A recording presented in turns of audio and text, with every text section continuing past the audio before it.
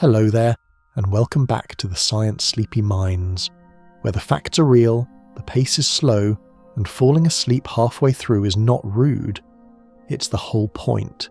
Tonight you're drifting through absolute darkness beside a 1-ton machine from 1977, the farthest thing human hands have ever built, still faintly warm after nearly 50 years in the deepest cold there is.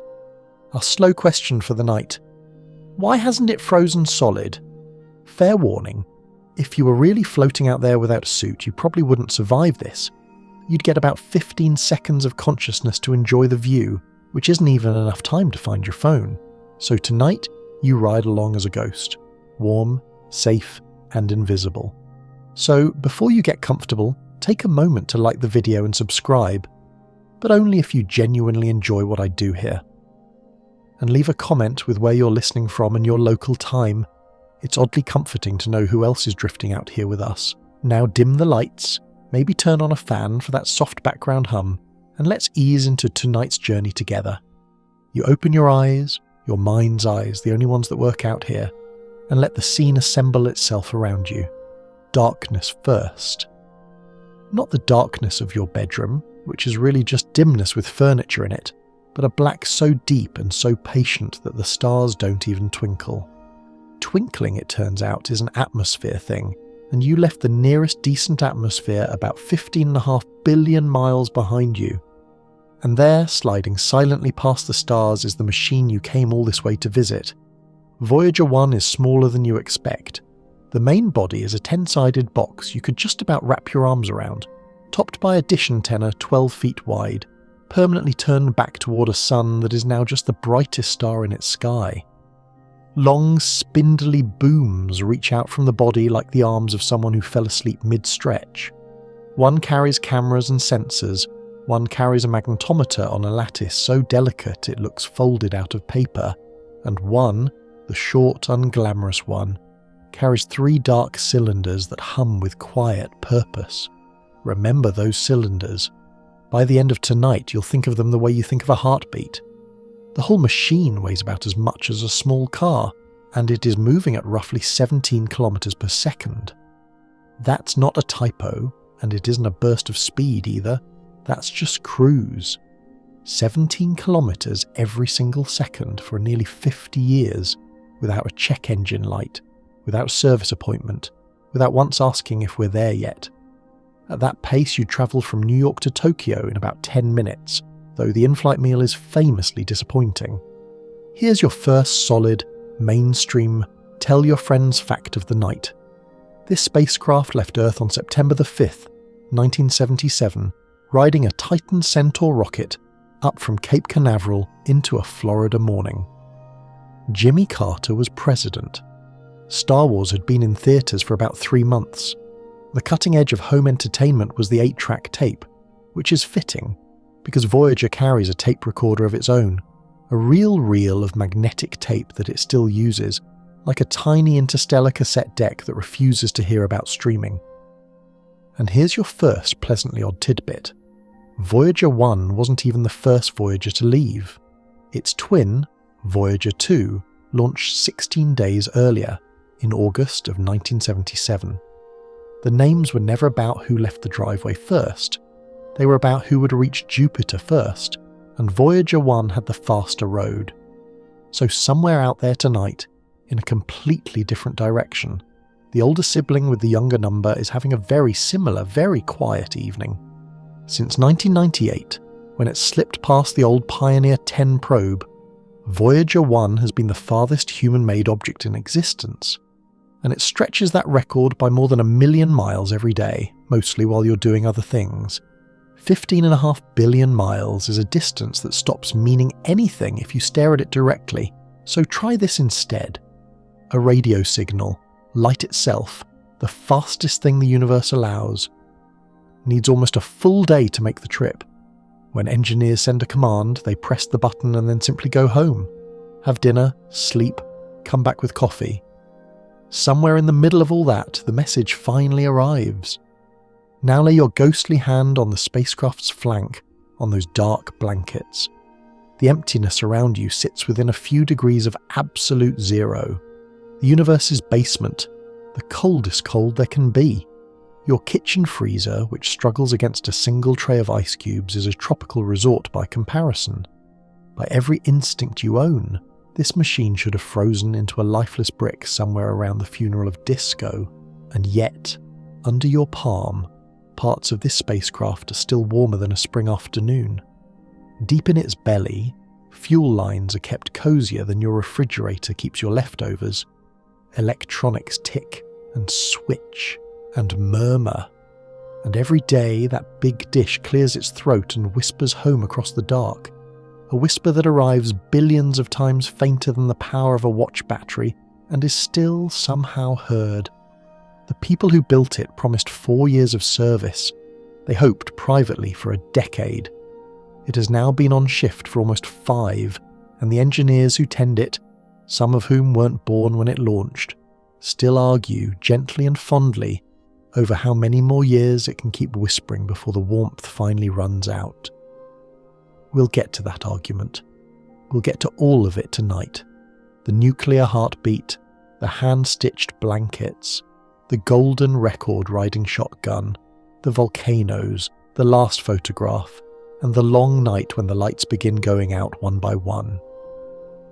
But first you have to unlearn something, because the question we started with, why hasn't it frozen in the cold of space, hides a small, delicious error. Space isn't cold. Not exactly. Not the way a winter morning is cold, or a swimming pool is cold, or your side of the bed goes cold when you finally stop fidgeting. To understand why this machine is still warm, you first need a much stranger question, one that sounds like it belongs at a sleepover for physicists. What is cold, actually, when there's almost nothing out there to be cold? Hold that thought softly, the way you're holding your pillow, because the answer begins with atoms, trillions upon trillions of them, jiggling. Everything you have ever touched is trembling. That's the secret hiding under this whole night. The pillow beneath your head, the glass of water on your nightstand, the door handle, the cat, all of it is made of atoms, and every one of those atoms is jiggling constantly like a stadium crowd doing an extremely small wave. What you call temperature is nothing more mysterious than the average enthusiasm of that jiggling. Fast, frantic jiggling feels hot. Slow, sleepy jiggling feels cold. That's it. That's the entire concept. Somewhere a physics teacher just sat up in bed, certain that someone, somewhere, finally got it. Your own body's running warm tonight, around 37 degrees Celsius, which means the molecules of air around your face are smacking into your skin at speeds of several hundred meters per second, each collision far too tiny to feel on its own, arriving in such absurd numbers that they blur into that gentle sensation you call room temperature. A hot shower is just water molecules jostling you a little harder. A cold floor at 2 a.m. is your foot's atoms handing their jiggle away to the tiles, which is also why the bath mat, who jiggles back politely, is your one true friend in this world. Now follow the idea downward, slowly, like sinking into a warmer layer of blankets. If heat is motion, then cold is stillness, and there must be a bottom to it. A temperature where the jiggling has slowed to the barest quantum shiver and can slow no further. There is. We call it absolute zero, and it sits at minus 273.15 degrees Celsius. Nothing in the universe has ever quite reached it, and nothing ever will. It's less a place than a horizon. The universe's permanent do not disturb sign. Here's your dependable mainstream fact for this stretch of the night. Back in 1848, a British physicist named William Thomson, who would later become Lord Kelvin, because Victorian scientists collected titles the way we collect unused streaming subscriptions, worked out the temperature needed true zero, and built a scale starting there. We still use it. On the Kelvin scale, water freezes at 273, your body hums along at 310, and deep space, as we'll see, loiters in the low single digits. When scientists say something is at 3 Kelvin, They mean it is 3 small steps above the stillest stillness allowed. And the quirky tidbit, since you've been patient, the coldest known place in the universe is probably not out there among the stars at all. It's in physics laboratories here on Earth, where researchers coax little clouds of atoms down to billionths of a degree above absolute zero, colder than anything nature has ever managed on its own. Somewhere on your planet tonight, in a basement full of lasers and graduate students who also haven't slept, there is a puff of gas colder than the space between galaxies. The universe spent 13.8 billion years failing to get that cold, and we did it before lunch, mostly to see what would happen. So now, gently, let's break the thing you came in believing. You've heard all your life that space is cold. Movies love it. Someone's always getting blown out an airlock and flash freezing into a decorative ice sculpture before the credits. But hold the idea up to the light. Temperature is the jiggling of stuff. Cold is the property of stuff.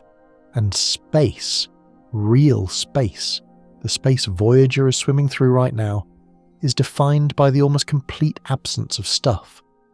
In the room around you, there are about 10 trillion molecules in every cubic meter of air. Out where Voyager glides, a cubic meter of interstellar space holds perhaps 100,000 atoms. That sounds like a lot until you realise it's emptier, by an almost comical margin, than the hardest vacuum any machine on Earth can pull. Asking the temperature of that is like asking how loud an empty stadium is cheering, which leads to one of the loveliest paradoxes in physics, so unwrap it slowly. The few particles that do wander through space can individually be blisteringly hot. In the wispy outer fringe of Earth's own atmosphere, up where the space station orbits, sunlight whips the scattered gas to temperatures of well over 1,000 degrees Celsius, and yet an astronaut's exposed thermometer up there would read deeply, bitterly cold.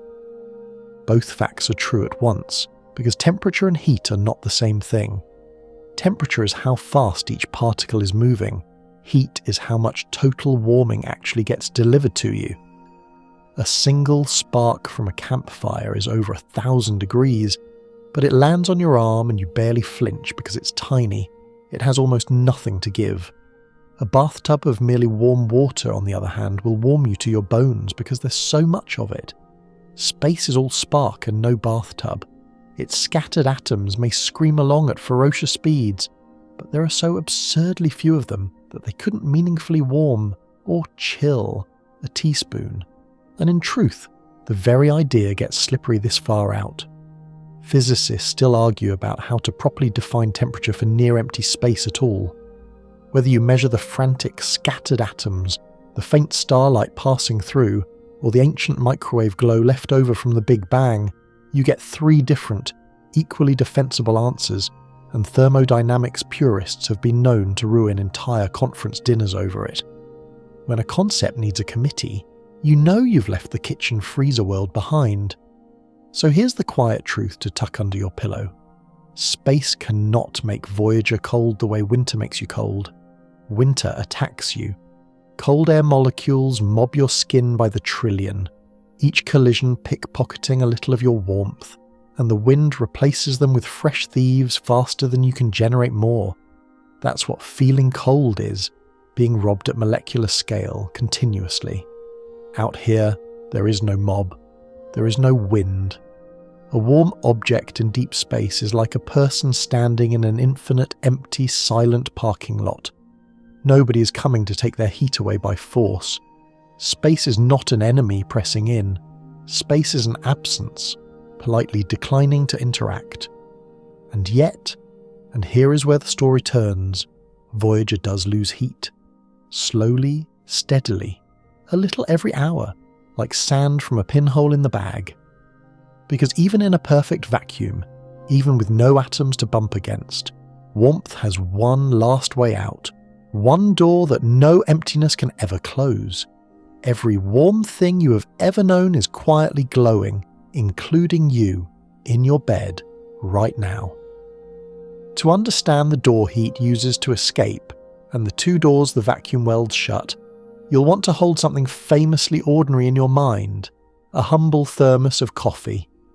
Picture it now, that thermos sitting on a kitchen counter in your mind.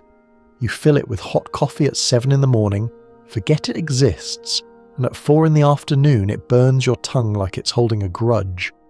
The same bottle keeps iced tea cold through an entire summer picnic, which means this object somehow just reads the room and decides which physics to do. Except, of course, it doesn't. A thermos only ever does one thing. It slams doors.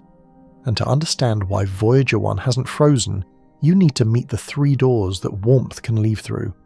Because out where our spacecraft is drifting, nature has already slammed 2 of them forever. Door number 1 is conduction, heat moving through touch.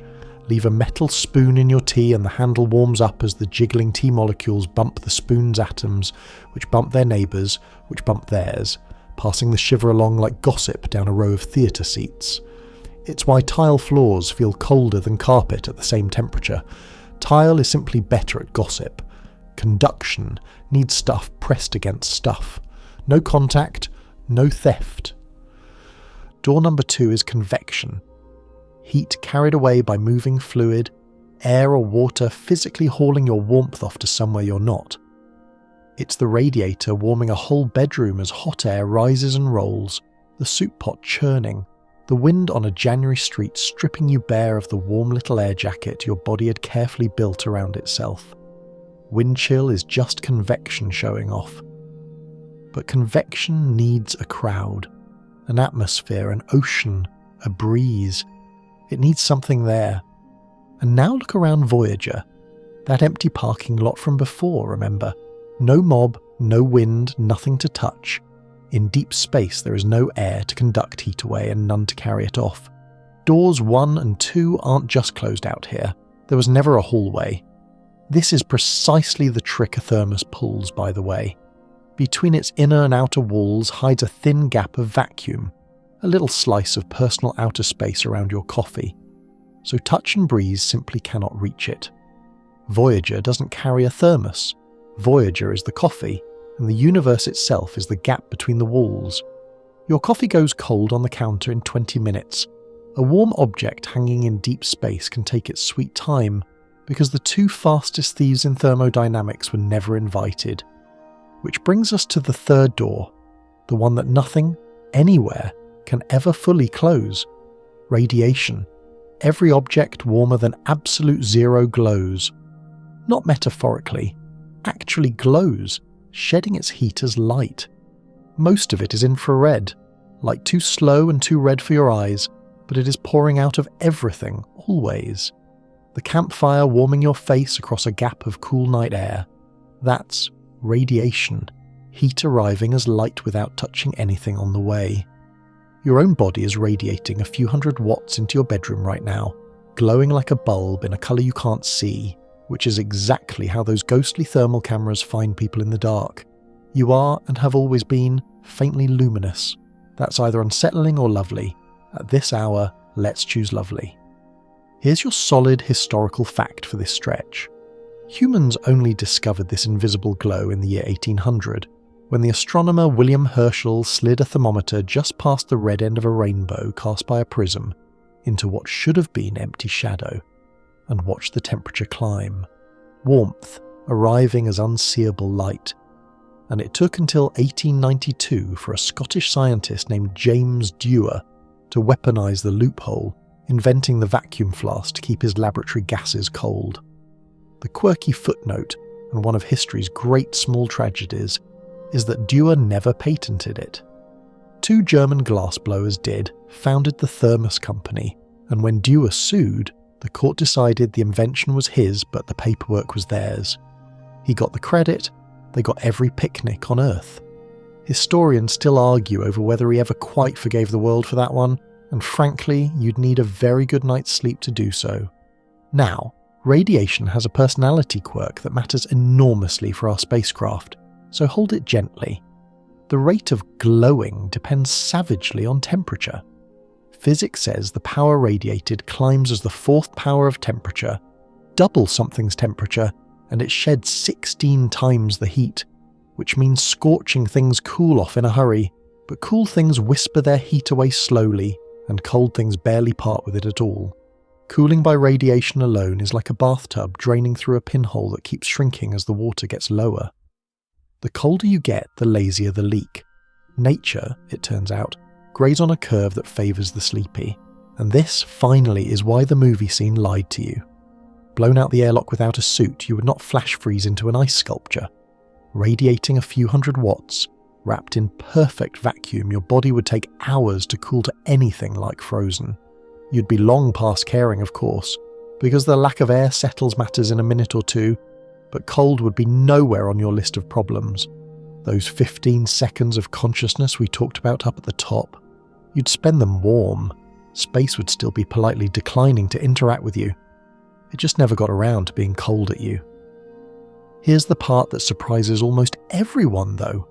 For most spacecraft, the real engineering nightmare is staying cool. The space station spends its whole life fighting heat. All those electronics and warm astronaut bodies pumping out warmth with nowhere easy for it to go. So it carries enormous white radiator panels, whole wings of them, desperately glowing the excess away into a vacuum that refuses to help. The station's fundamental problem is that it can't open a window. When engineers model all this, how fast a spacecraft warms, how fast a dead one would finally chill, their simulations still disagree at the edges, and thermal engineers will happily debate blanket seams and surface coatings until the coffee runs out, which for that crowd is never. So file this away somewhere soft. Space is not a freezer. Space is the best insulation there is, wrapped around a slow, one-way leak of light. Anything warm out here loses heat only by glowing, drop by drop forever. Which means the whole game, the entire secret of a spacecraft surviving half a century in the dark, is simply this: leak less than you make and keep making a little. The people who designed Voyager understood that game perfectly, and they were playing it in an era of slide rules, sideburns, and one absolutely outrageous piece of cosmic luck. The luck arrived first, years before the spacecraft in the summer of 1965, on the desk of a doctoral student named Gary Flandreau. He was working a summer job at the Jet Propulsion Laboratory in Pasadena, and I want you to savour that detail as you sink a little deeper into your pillow. A summer job. Some interns fetch coffee. This one was asked to look into possible routes to the outer planets, started plotting where Jupiter, Saturn, Uranus and Neptune would be through the 1970s and 80s, and noticed something that made the hair on his arms stand up. In the late 1970s, all 4 giant planets would be strung along the same broad arc of the sky, lined up like stepping stones. A single spacecraft launched at just the right moment could hop from one to the next, borrowing speed at each stop, and visit all 4 in a dozen years instead of the 40 direct crawl to Neptune would take. Here is the mainstream load-bearing fact of this whole story. The alignment happens roughly once every 176 years. The previous opportunity came around in 1801, when humanity's most advanced flying machine was a hot air balloon with opinions. Missed the late 70s window, and the next bus wouldn't come through until the middle of the 22nd century. It's the deadline that built Voyager, the universe posting limited time offer while supplies last, and NASA actually reading the fine print. The trick that makes the hopping work is called a gravity assist, and it's gentler than it sounds. When a spacecraft swings close behind a moving planet, the planet's gravity grabs it, whips it around, and flings it onward. And in the exchange, the spacecraft steals a whisper of the planet's own momentum. Jupiter, in return, slows down by an amount so small that no instrument ever built could measure it. It will spend the next 4 billion years not noticing. It's less like rocket science and more like grabbing the back of a passing truck on a bicycle. If the truck were a gas giant and the bicycle were the nicest thing your species ever made. Each flyby is a free tank of speed, courtesy of celestial mechanics, and free was important because the money, as always, was the hard part. NASA's original dream, sketched in the glow of the Apollo years, was called the Grand Tour, a small fleet of probes sweeping the entire outer solar system. Price tag close to $1 billion, back when $1 billion was serious money even for a government. In 1971, with budgets shrinking and the moon already checked off the national to-do list, Congress killed it. What survived was a humbler mission, with a name so aggressively boring it worked like camouflage. Mariner Jupiter Saturn, 1977. 2 spacecraft, 2 planets, 4 years. Done. And here's the wink history gives us. The engineers at JPL, fully aware of what that once in 176 years alignment was worth, quietly built their 4-year spacecraft like they were expecting a much longer trip. Officially, the mission ended at Saturn. Unofficially, they made sure nothing on board would necessarily die there.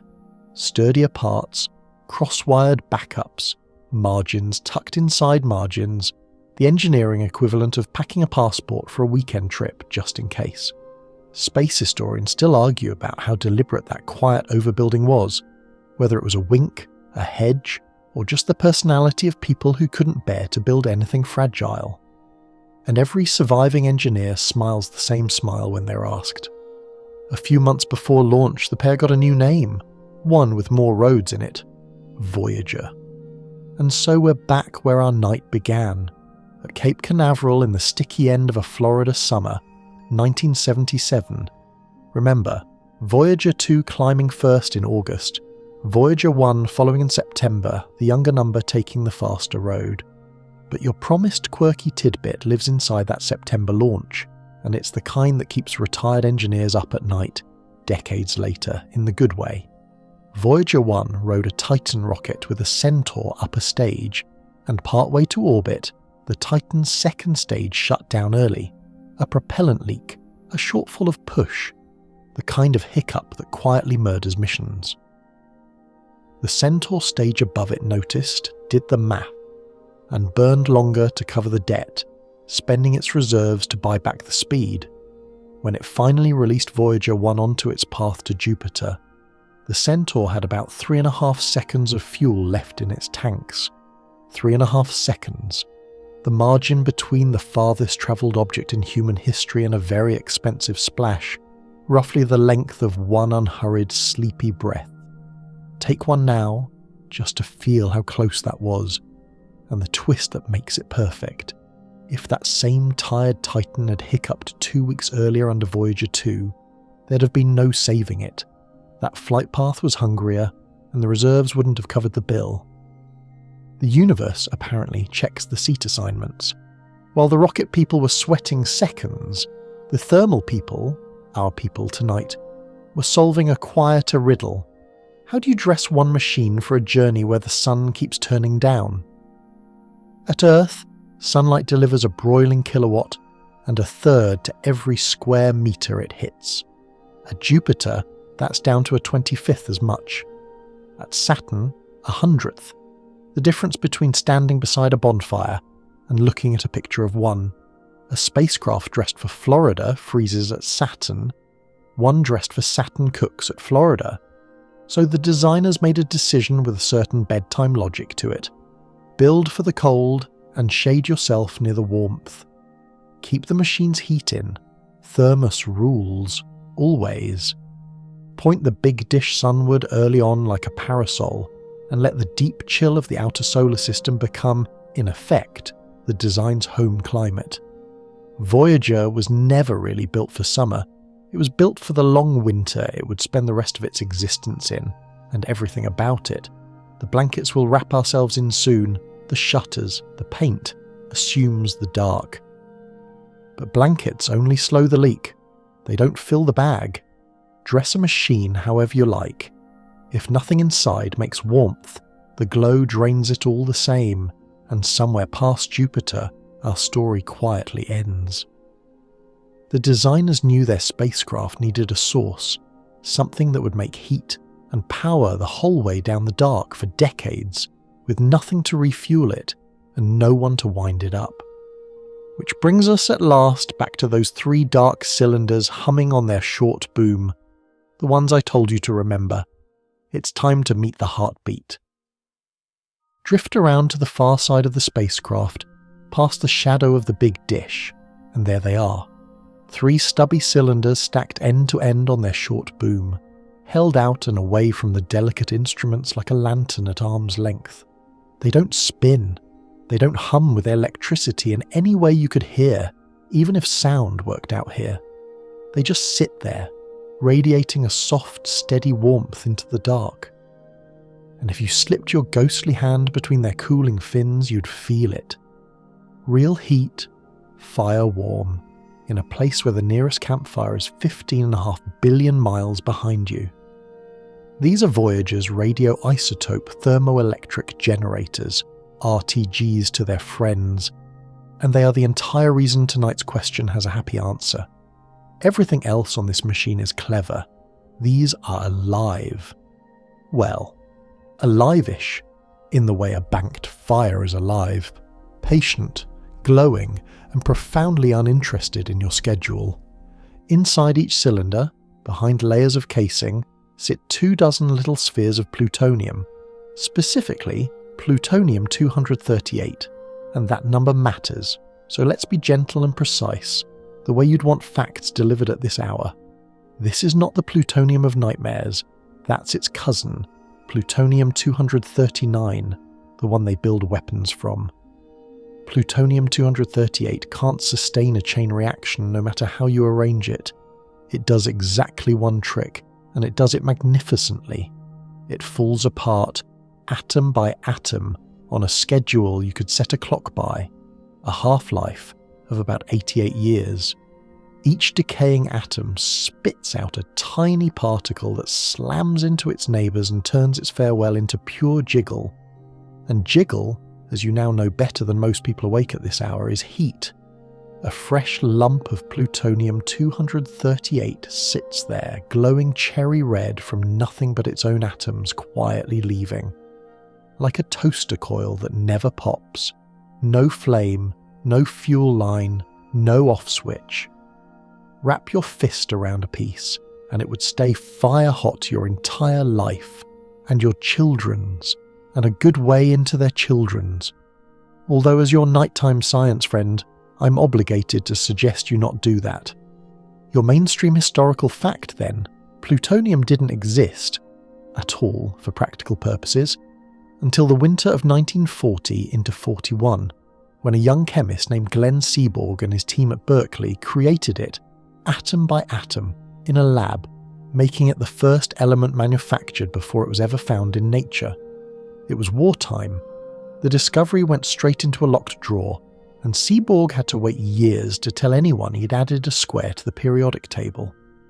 20 years later, in 1961, a little Navy satellite called Transit 4A carried the first nuclear generator into orbit, and a strange new lineage began.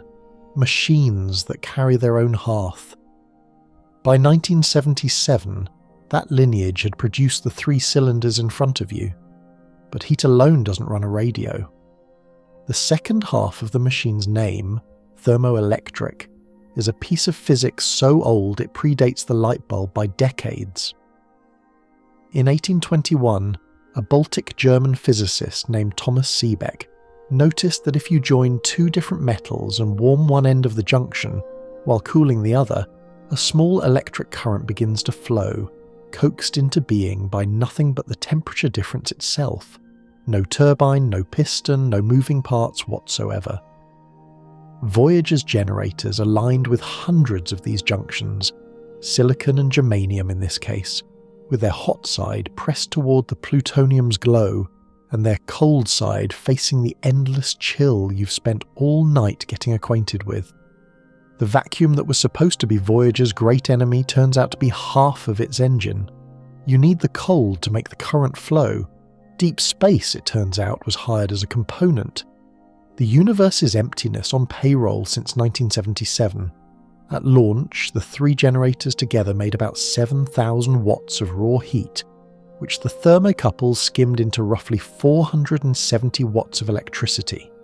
Call it 7% efficiency, about what you'd get from a very sleepy intern, and the engineers will tell you that's fine, that's the deal, because the arrangement has no bearings to wear, no fluid to leak, nothing to jam.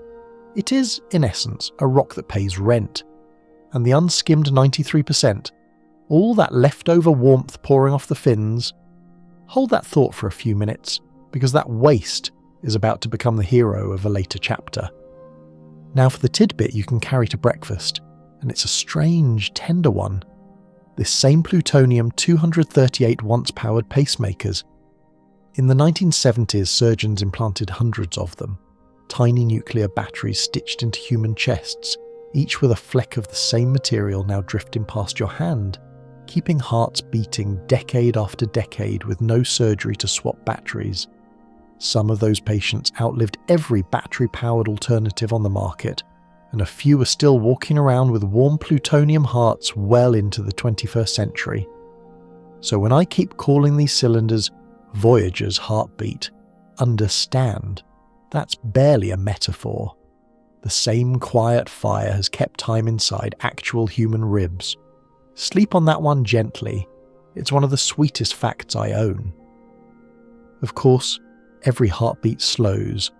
The plutonium is falling apart on schedule, a bit under 1% less heat every year, compounding softly, like a battery draining over decades instead of a day. Your phone loses that much charge while you unlock it. Voyager's power gauge has been easing from 100% toward empty across half a century, the slowest 1% per year battery anxiety in existence.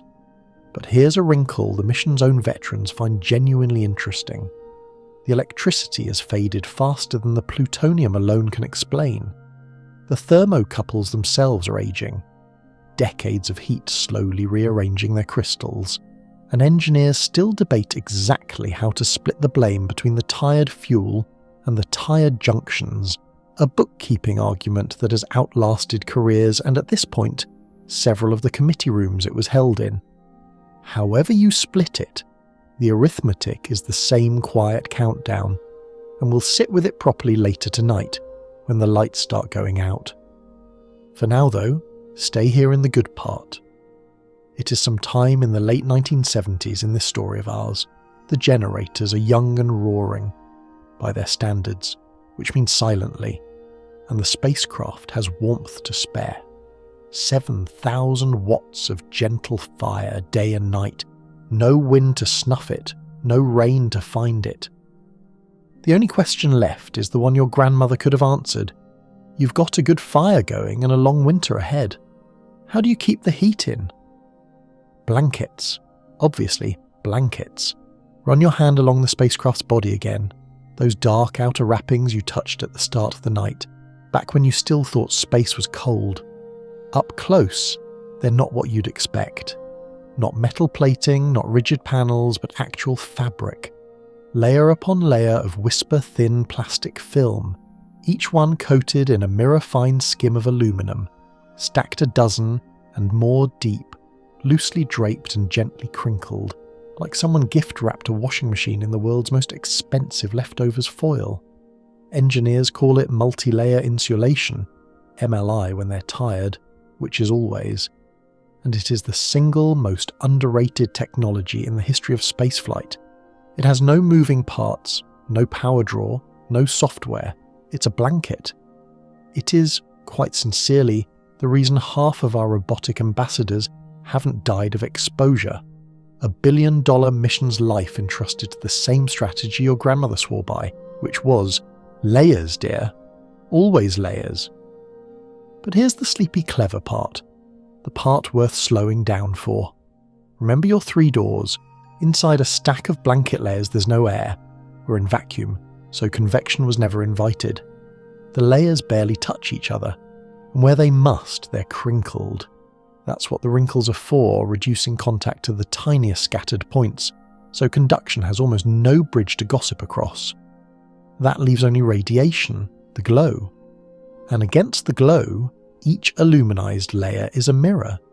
Heat rising off the spacecraft's warm body glows outward, hits the first silver layer, and is mostly bounced straight back home. The little that sneaks through meets layer 2, then layer 3. Every sheet is another polite bouncer turning the same escaping warmth around at the door. Stack 15 or 20 of them, and the leak that remains is a trickle so faint you could balance it with a nightlight. One blanket that bounces your own glow back at you, over and over in perfect silence, forever. If they sold it in queen size, believe me, I'd have finished this script from inside it. The crinkling does mean the whole spacecraft is dressed in something that would rustle like a chip bag at 3 a.m. But out here, mercifully, there's no one to wake. Your mainstream fact for this stretch has probably already touched your actual life. This shiny film insulation went mainstream through NASA in the early 1960s, when engineers needed featherweight ways to manage heat on satellites and later to swaddle everything from instruments to astronauts. It worked so well it escaped the space program entirely. Every crinkly emergency blanket in every first aid kit, every silver cape draped over every shivering marathon finisher is a direct descendant of that work. The same physics wrapping Voyager against the interstellar dark has wrapped several million exhausted joggers against a breezy Sunday morning, which might be the most charming demotion in engineering history. And the quirky tidbit is even better, because it's about hands. Those blankets were not stamped out by machines. Spacecraft thermal blankets were, and still are, cut, fitted, and sewn by people.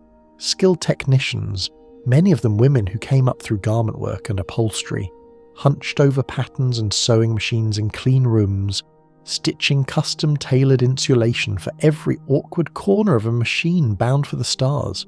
Every hatch, every boom, every strange 10-sided angle of Voyager got its own fitted garment, seams placed deliberately because a sloppy seam is a heat leak. Somewhere in that spacecraft gliding past your fingertips right now, there are stitches, actual thread, pulled tight by a human hand in 1977. And those stitches have now outlasted the buildings they were sewn in. Tailors to the interstellar medium. Sleep well, whoever you were, your hems are holding. But a spacecraft can't just be wrapped like a burrito and wished luck because its own warmth is uneven. Electronics blazing here, an idle instrument chilling there, and because sometimes the problem flips. Near Earth, remember, Voyager's designers feared cooking, not freezing. So the blankets have accomplices. The first is paint, and surfaces in general, chosen with the obsessive care other people reserve for wedding invitations. A surface's finish decides how eagerly it drinks in sunlight and how freely it glows heat away, and those are two separate dials. Interior surfaces get finishes that share warmth around evenly, like a well-mixed soup. Exterior faces get coatings tuned to hoard or shed exactly on plan. Thermal engineers can and will argue about paint the way sommeliers argue about soil. Let them. It's a happy life. The second accomplice is my favourite piece of quiet cleverness on the whole machine, the louvers. Picture tiny Venetian blinds mounted over the electronics compartments, rows of little polished metal fins. Behind them sit coiled springs made of two dissimilar metals bonded together, which twist as temperature changes. When the compartment behind them runs warm, the coils twist and the blinds swing open, exposing a heat-shedding surface that glows the excess away to space. When things cool down, the coils relax and the blinds ease shut, tucking the warmth back in. No motor, no sensor, no computer in the loop, just metal, quietly minding the thermostat since the Carter administration. A self-adjusting window blind that has never once been argued over by a married couple. In the warm early years, Voyager's louvers spent a lot of time open, venting the generator's bounty. As the decades cooled the power budget, they eased closed one by one, the house settling in for the long night, shutters drawn.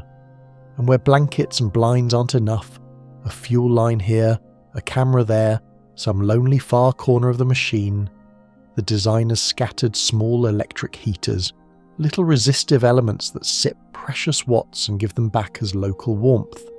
Plus, on many spacecraft of this lineage, tiny sealed pellets of plutonium the size of a pencil eraser, each glowing out its single faithful watt, tucked in beside delicate parts like a hot water bottle at the foot of a bed.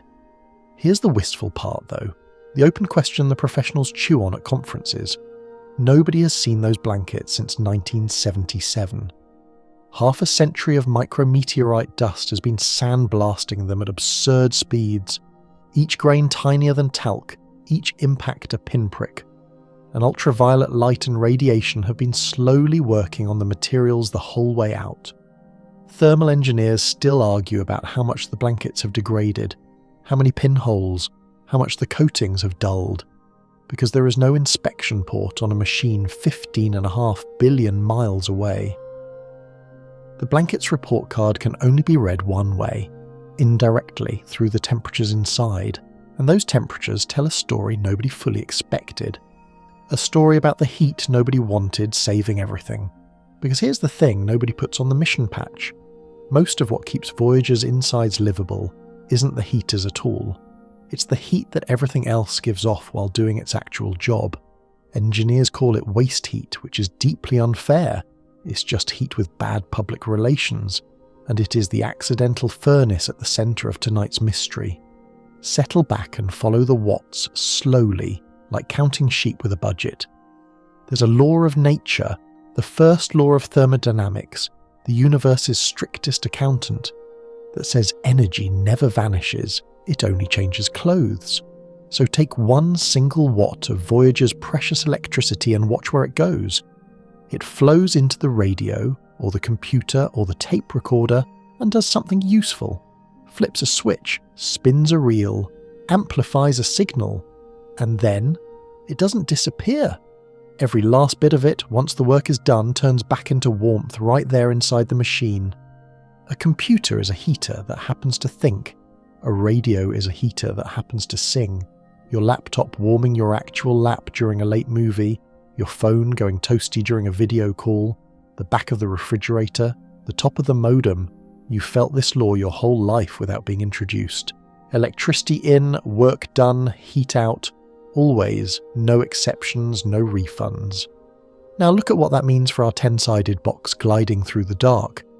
In its youth, Voyager's systems were drinking hundreds of watts of electricity, and nearly all of that ended up as warmth released inside the spacecraft's own body, inside the blankets, behind the louvers, in the shared airless huddle of the electronics bays.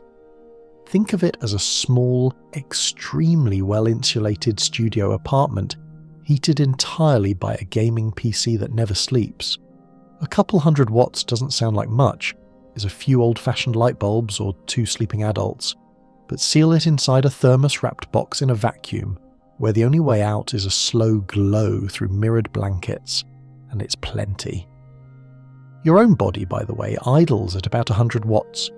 You are, at this moment, gently heating your bedroom just by existing in it. A personal space heater with anxiety and a favourite pillow.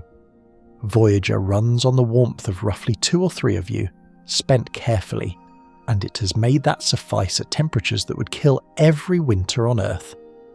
The designers knew all this, of course, and leaned into it.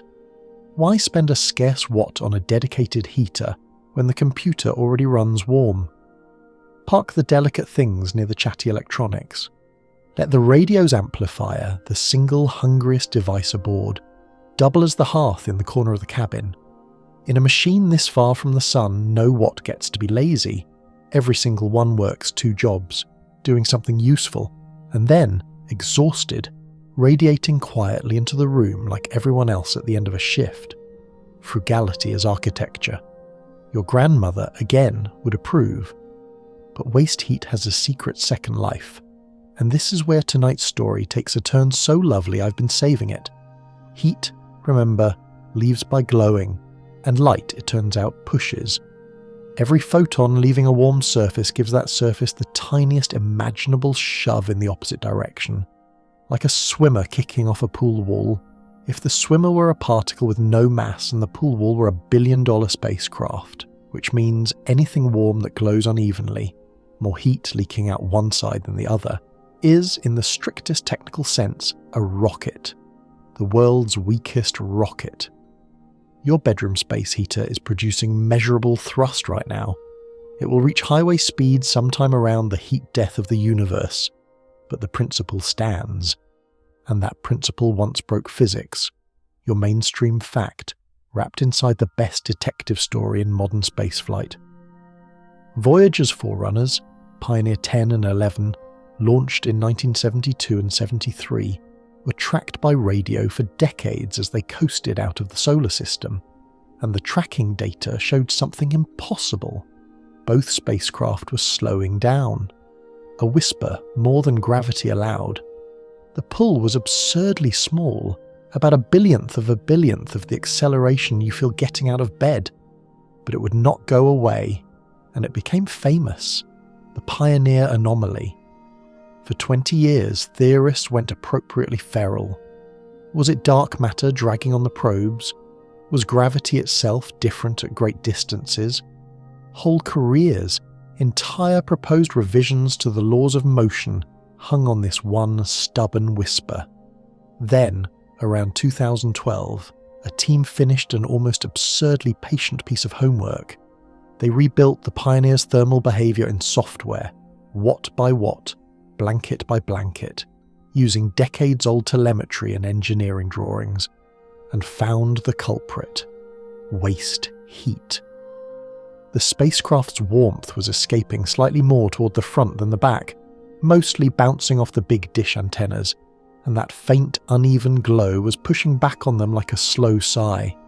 No new physics, no dark force, just heat, quietly steering.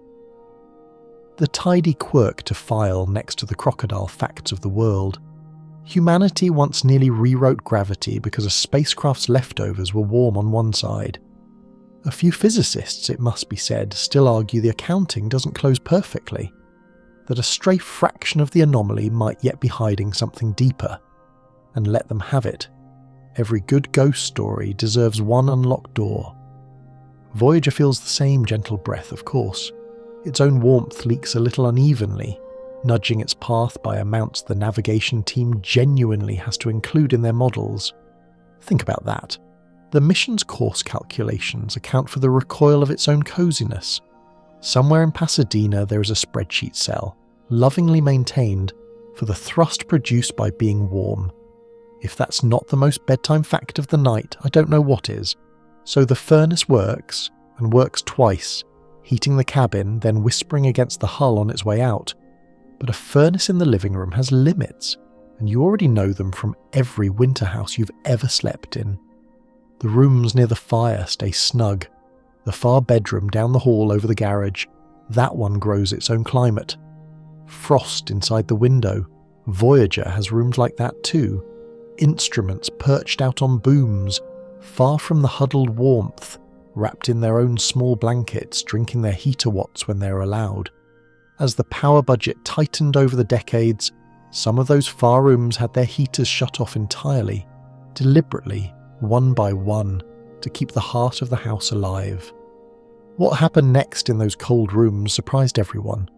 The instruments were supposed to die out there. Some of them didn't. Float out along the science boom now, away from the warm huddle of the bus, to the far rooms of the house. Out here, bolted to their lattice, sit the instruments, the cameras, the spectrometers, the particle counters, each one wearing its own little fitted blanket, each one a specialist who came on this trip to stare at things. In the early years, they all had their heaters, their allowance of watts, their small guaranteed climates. But you already know how this story bends. The power budget shrank year after year, 4 watts at a time, and one by one the far rooms lost their heating. The question that haunted every one of those decisions was simple and cruel. How cold can a delicate instrument get before it dies?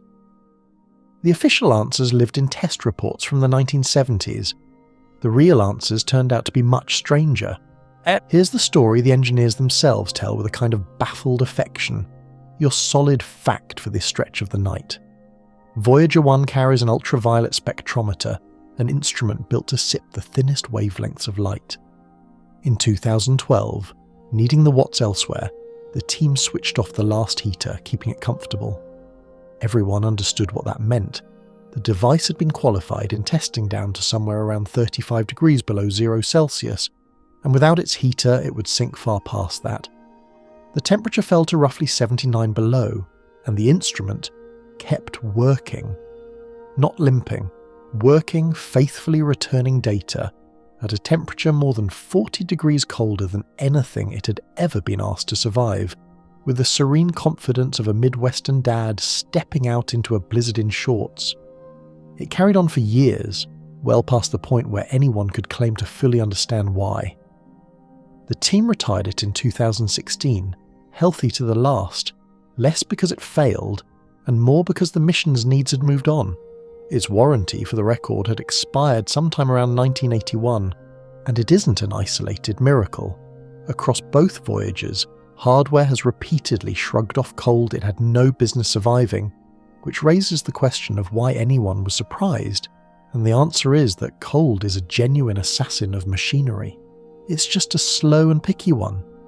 Deep chill makes metals and plastics shrink at different rates, so joints strain and solder can crack like ice on a pond. Greases and lubricants stiffen from butter to brick, which is death for anything that must spin or step. Capacitors drift out of tune. Batteries, on spacecraft that have them, curl up entirely. This is why your phone dies dramatically on a ski lift, and why nobody's car wants to start on the coldest morning of the year. By every workshop instinct, minus 79 should be a graveyard. But the deep dark holds a few quiet mercies. First, and this one deserves to be savoured slowly, there is no moisture out here. None. Every cold place you've ever known came bundled with damp.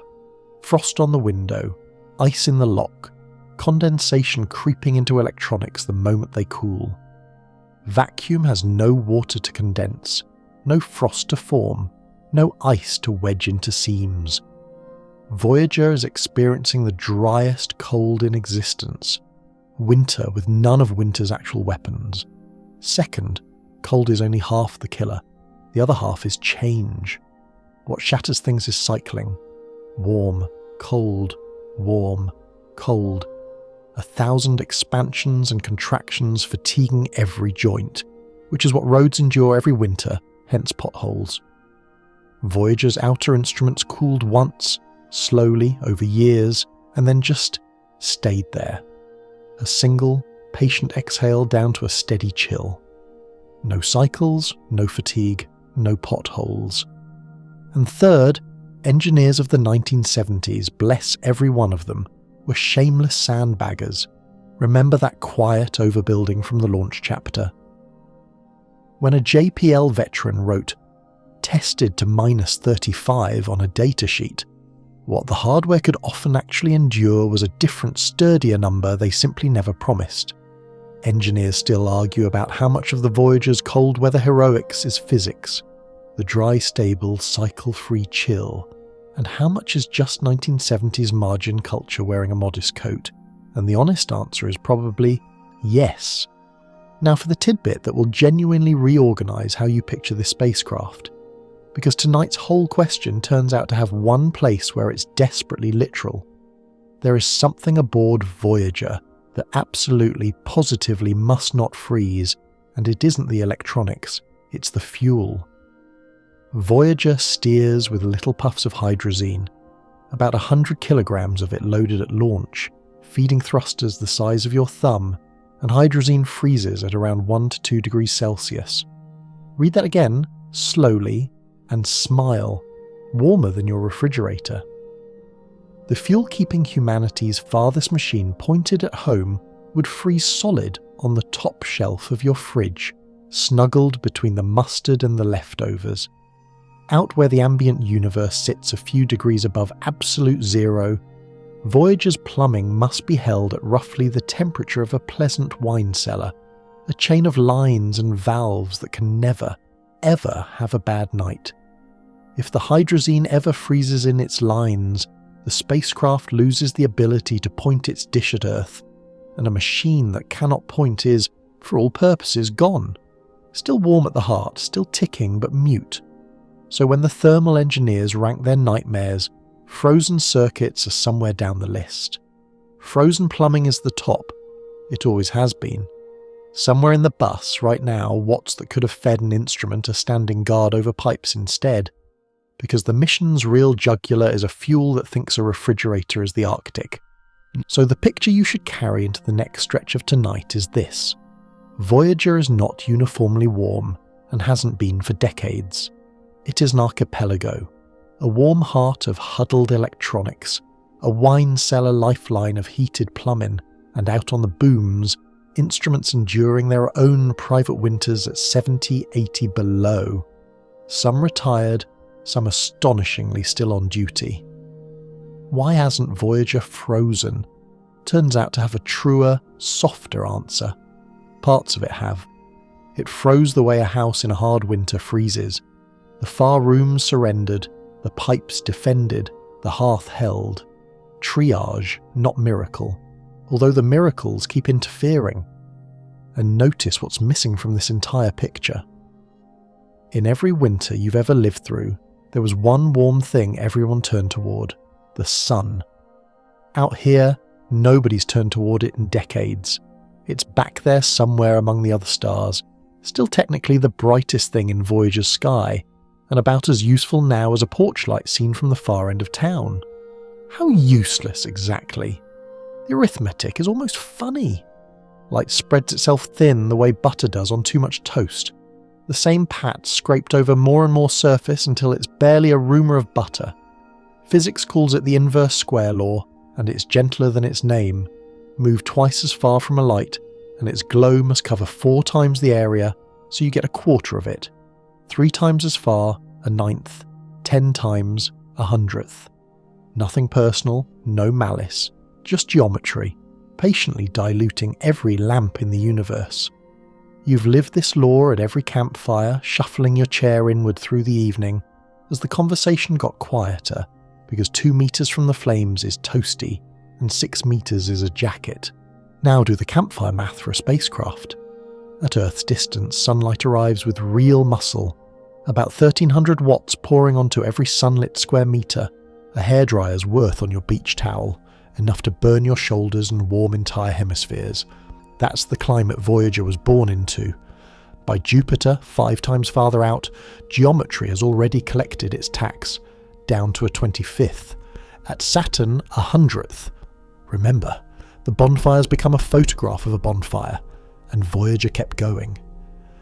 Today, more than 160 times farther from the Sun than Earth is, our spacecraft receives roughly 1/28,000th of the sunlight you'll squint into tomorrow morning. In practical units, about a 20th of a single watt falling on each square meter of blanket. The Sun is delivering to Voyager, per square meter, roughly the warmth of a birthday candle burning at the far end of a football pitch. You couldn't feel it on your cheek. A snowflake would survive it. As a heating plan, it's not a plan. The Sun has, for all thermal purposes, ghosted this spacecraft. Still texting occasionally, never showing up. This is why, back in the design rooms of the early 70s, solar power was never seriously on the table, and here your mainstream fact slots in. Solar cells and spaceflight grew up together. The little grapefruit-sized Vanguard 1 satellite carried them as early as 1958, the first machine to run on sunshine beyond the sky, and by the 70s they were the respectable way to power anything near Earth. But solar panels obey the same butter-on-toast law as everything else. At Jupiter, panels of that era would have needed to sprawl absurdly to keep one spacecraft alive. At Saturn, it bordered on satire. It took until 2016, nearly 4 decades of solar cell progress later, for the first solar-powered spacecraft, Juno, to operate at Jupiter, and it managed only by unfurling 3 arrays the size of a tennis court to harvest a few hundred watts. That's the modern state of the art at Jupiter. Out where Voyager rides tonight, you could pave a full football field with premium panels and struggle to keep a laptop happy, and the laptop would spend most of that power complaining about updates. No, for the deep dark, you bring your own fire. The plutonium was never a preference. It was the only invitation the outer solar system was ever going to accept. But don't write the sun off completely, because here's the quirky tidbit of this stretch, and it's a tender one. Voyager still needs the sun, just not for warmth. It needs it the way sailors need a lighthouse. All these decades, the spacecraft has kept its radio dish aimed at Earth by watching two beacons: the sun, tracked by a small photocell eye, and the brilliant southern star Canopus, a navigator's star since the age of wooden ships, watched by a little star tracker as its second reference. 2 points define the pointing, that's the whole trick. So the porch light too feeble to melt a snowflake is still tonight the anchor of Voyager's entire sense of direction.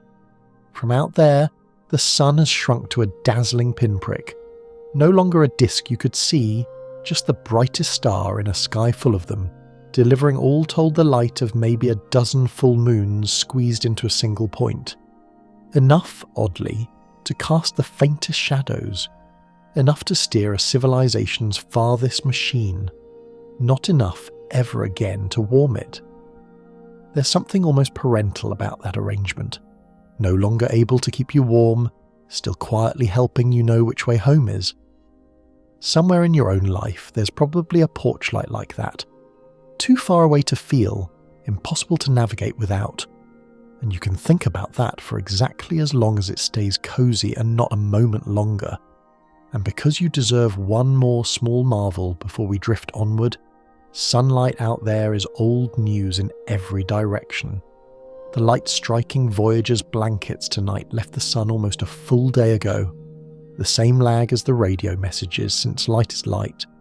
Voyager literally sees yesterday's sun. Meanwhile, mission designers, spoiled by 4 decades of better solar cells, still argue about where the practical solar frontier really lies. Whether clever panels could someday work at Saturn, even beyond. And it's a lovely argument to fall asleep to, because every answer ends the same way. Somewhere out there is a line where sunshine stops being an energy source and becomes just another star's glitter. Voyager crossed that line before most of the people now arguing were born, and it never once looked back. Well, almost never. It looked back twice, and both times made history, and one of those glances is a chapter I'm saving for a little later tonight, because you'll want to be properly sleepy for it. For now, hold the image of that diminished sun because it does one last job in our story. In its faint light, if you drift around the spacecraft's flank, past the blankets, past the louvers standing guard, something catches what little glow there is and gives it back, warmer coloured than everything around it. A circle about the size of a large pizza bolted to the side of the bus like a hubcap from a dream. Gold, actual gold, gleaming by starlight and yesterday's sun. It has nothing to do with keeping the spacecraft warm.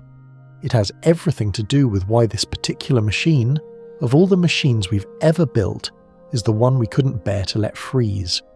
It's a phonograph record, a real one with grooves, playable on a turntable, and it is carrying the sound of your whole world out of your whole world. Greetings and thunderstorms, heartbeats and lullabies, Bach and birdsong, all pressed into gold-plated copper and aimed at eternity. The story of how it got there involves a love affair, a committee, and one very stubborn question about whether anyone out there will ever own a record player. The record exists because in late 1976, NASA asked Carl Sagan a question that sounds small and is actually enormous. The Voyagers were going to leave the solar system eventually. Should they carry a message? The pioneers before them had gone out wearing little engraved plaques, a line drawing of 2 humans and a map, elegant but wordless, the cosmic equivalent of a business card. Sagan gathered a small team in about 6 months, which is not very long to summarise a planet, and decided this time Earth should speak, actually speak, out loud. And since it was 1977, the answer was obvious and perfect. A record. A phonograph record. 12 inches across. Copper with gold plating. Grooves cut the old way. Mounted in an aluminum case on each spacecraft's flank with a cartridge and stylus thoughtfully included. Because if there's one universal truth we were sure of even then, it's that nobody ever has the right adapter. Voyager was into vinyl before it was cool, remained into vinyl through the entire compact disc unpleasantness, and is now, by default, the most committed record collector in existence. 2 copies pressed for space, a label that never goes out of print. Here's the mainstream heart of it, the part worth telling someone at breakfast. Etched into those grooves are the sounds of your world. Greetings in dozens of human languages, including one in ancient Sumerian, hedging beautifully against the possibility that the finders are historians, and one from a chorus of humpback whales, included with complete sincerity as a fellow intelligent species with something to say. There's an audio essay of Earth itself, thunder rolling, surf, wind through trees, crickets, frogs, a crackling fire, footsteps and heartbeats, a baby fussing and being soothed, a kiss, a tractor, Morse code, the roar of a Saturn V leaving. There are about 115 images encoded in the signal. Diagrams of DNA, a nursing mother, traffic in Pakistan, a violin with sheet music. And there is music. An hour and a half of it, 27 pieces spanning the planet. A Peruvian wedding song, Senegalese percussion, Indian raga, Georgian choir, gamelan from Java, Mozart, Stravinsky and Bach 3 separate times, which prompted the biologist Lewis Thomas to remark that sending only Bach would have been bragging. And yes, Chuck Berry, Johnny B. Good, rock and roll bound for the stars over the objection of one committee voice who sniffed that it was adolescent. Sagan's reply has aged into legend. There are a lot of adolescents on the planet. Your quirky tidbit arrives in 2 parts, and the first is pure 1978. After the launches, Saturday Night Live ran a bit claiming scientists had finally decoded the first alien response to the record. The message from space, in its entirety. Send more Chuck Berry. Astronomers have been repeating that joke for almost 50 years, which tells you it landed exactly right. The second part is quieter and stranger. Bolted to the record's golden cover is a small plated spot of uranium-238, deliberately radioactive, decaying with a half-life of 4.5 billion years. It's a clock. Any finder with decent chemistry can measure how much has decayed and know how long the craft has been travelling. A wristwatch for eternity, wound once, in Florida, in 1977. The cover also carries the instruction manual, diagrams showing how to spin the record, at what speed, 1 revolution every 3.6 seconds, and a map of 14 pulses triangulating the way back to our sun. We drew directions to our house and taped them to the mixtape. Historians of science still argue whether that was brave or briefly insane, and the honest answer, as usual, is yes. But the reason this chapter belongs in tonight's story, a story about warmth, is a love story. When the team chose the sounds, one idea was to record a human body itself, brain, heart, nerves, compressed into sound. The volunteer was Anne Druyan, the project's creative director, and days before her recording session, she and Carl Sagan, colleagues until that phone call, admitted what had quietly become obvious, and agreed, in one conversation, to marry. So when Anne lay in the hospital lab with electrodes on her scalp, an hour of her brain's electricity spooling onto tape, she was days into a secret engagement, deliberately meditating on history, on civilization, on what it is to fall in love. That recording is on the record. Somewhere on the flank of the fastest, farthest, coldest adjacent object humanity has ever made, there is 1 hour of a young woman's mind in the first days of love, pressed into gold, outbound forever. They were married until his death, and she has spent the decades since telling anyone who asks that her heart is still up there, doing 17 kilometers a second. You may now hold your pillow slightly tighter. That's what it's for. And one track ties our whole night together like it was chosen for us. a 1927 recording by the Texas bluesman Blind Willie Johnson, a slide guitar and a wordless humming voice, no lyrics at all. Its title is Dark Was the Night, Cold Was the Ground. The committee picked it to speak for loneliness, for every human who ever faced a long night without shelter. It is, quite literally, a song about cold and darkness, riding on the one machine we sent farthest into both. If the universe has a sense of curation, it was showing off that day. Now notice the thermal footnote your sleepy brain has maybe already caught. Of everything aboard Voyager, the record is the one passenger that never needed the warmth. No heater watches over it, no engineer frets about its temperature. Grooves in metal don't freeze, they just wait. Cold that would kill every circuit on the spacecraft would leave the record utterly indifferent, and estimates say it should remain playable for 1 billion years or more, the last part of Voyager that will still be saying something long after the plutonium heartbeat has gone quiet and the louvers have shut for good. The spacecraft is mortal. The mixtape is not. Scholars still argue, of course, over whether any finder could truly decode it, whether the diagrams are as universal as we hoped or as human as we secretly know. But even the skeptics tend to land where Sagan did. The record's truest audience was always the 8 billion of us back home, and on that count it decoded perfectly. The record was bolted on in the spring of 1977, the spacecraft launched by fall, and just over a year later, the first giant rose up out of the dark to meet them. Ahead, a planet that could swallow 1,000 Earths, wrapped in storms older than your country, and guarding the gates with radiation that nearly cooked our story before it started. Jupiter announced itself slowly, the way big things do. For months of cruise, it was just the brightest thing ahead, swelling frame by frame in the cameras until, by early 1979, it filled the view entirely.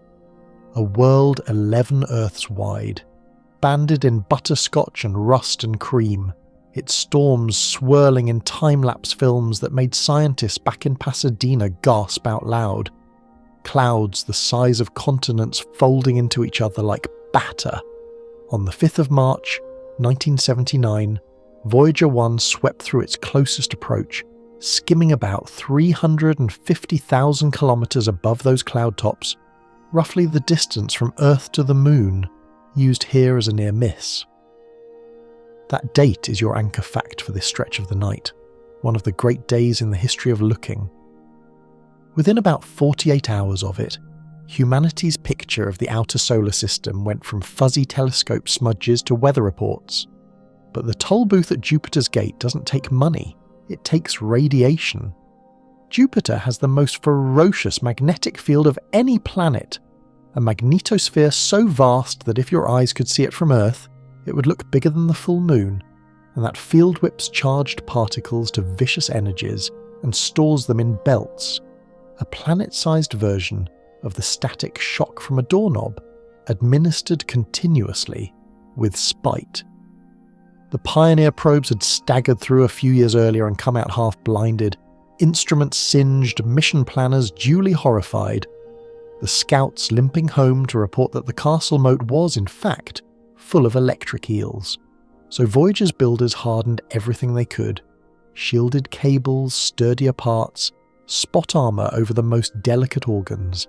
And still, during that one plunge past Jupiter, Voyager 1 absorbed around 1,000 times the radiation dose that would kill you.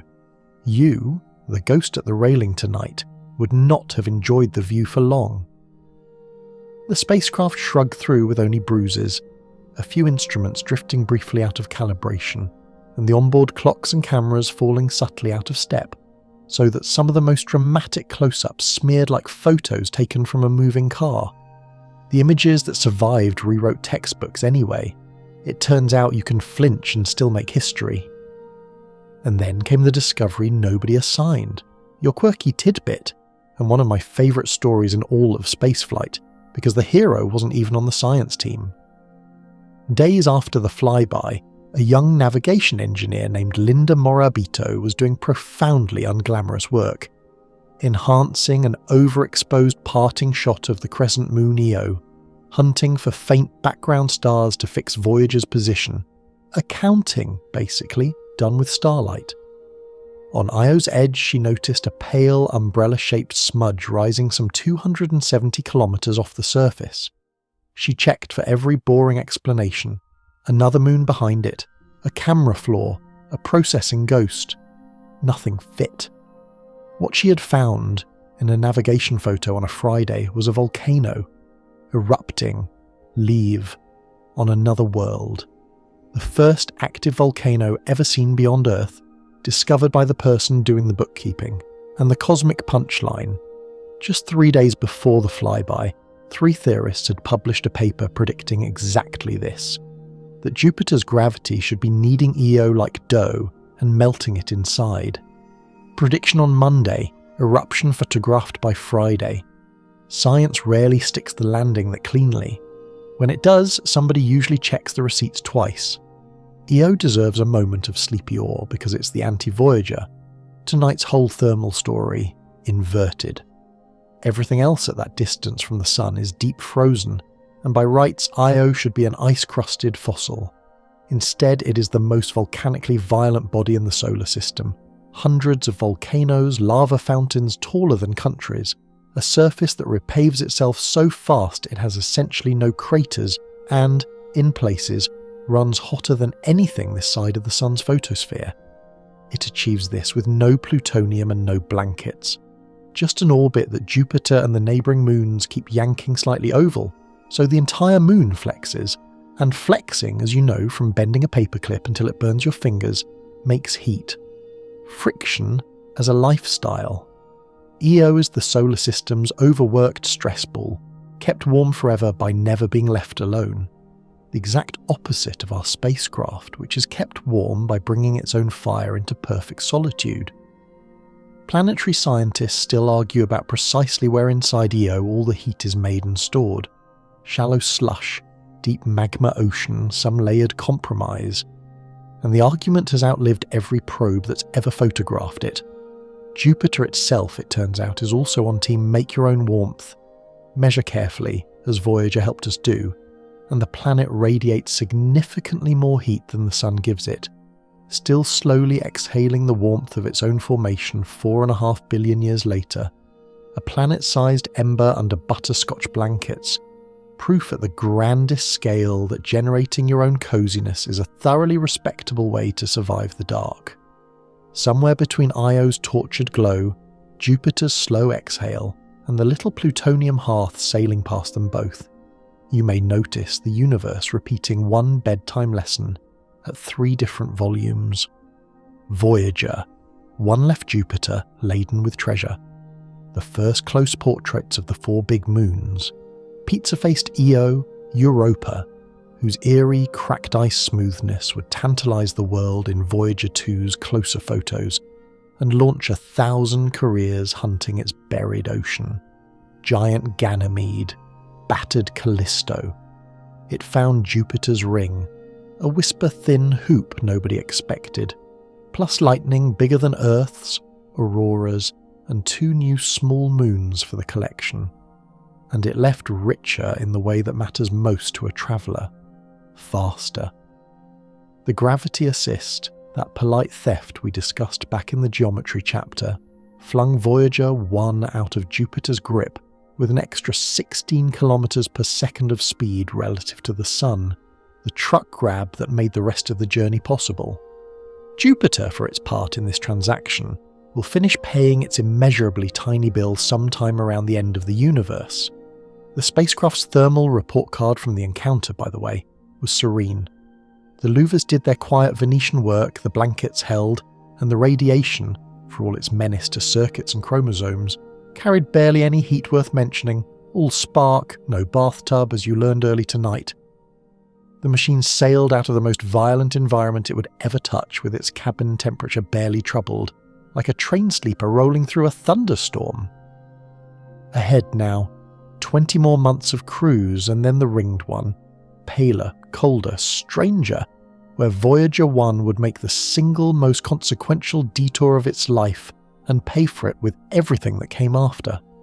Saturn, when it finally filled the windshield in the autumn of 1980, looked less like a place and more like a piece of jewellery someone had lost in the dark.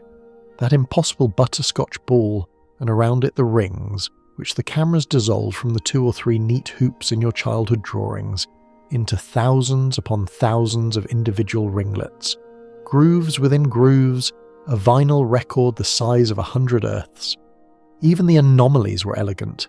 Ghostly dark spokes sweeping around the rings like wiper shadows, 2 little shepherd moons herding a thin outer ring into braids, structure inside structure, until the scientists ran out of adjectives and just pointed. Your anchor fact for this stretch. On November the 12th, 1980, Voyager 1 made its closest approach to Saturn, 3 years and 2 months out from Florida, right on schedule, the second and final planet it would ever visit. Final, and that was a choice, which is the real story of this chapter. Because the mission planners back in Pasadena had faced a genuine fork in the road, and the fork had a name: Titan.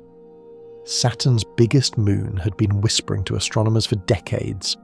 As far back as 1944, telescope work had shown it was wrapped in an actual atmosphere, the only moon anywhere known to have a real one, with hints of methane, which is to say chemistry, which is to say possibilities.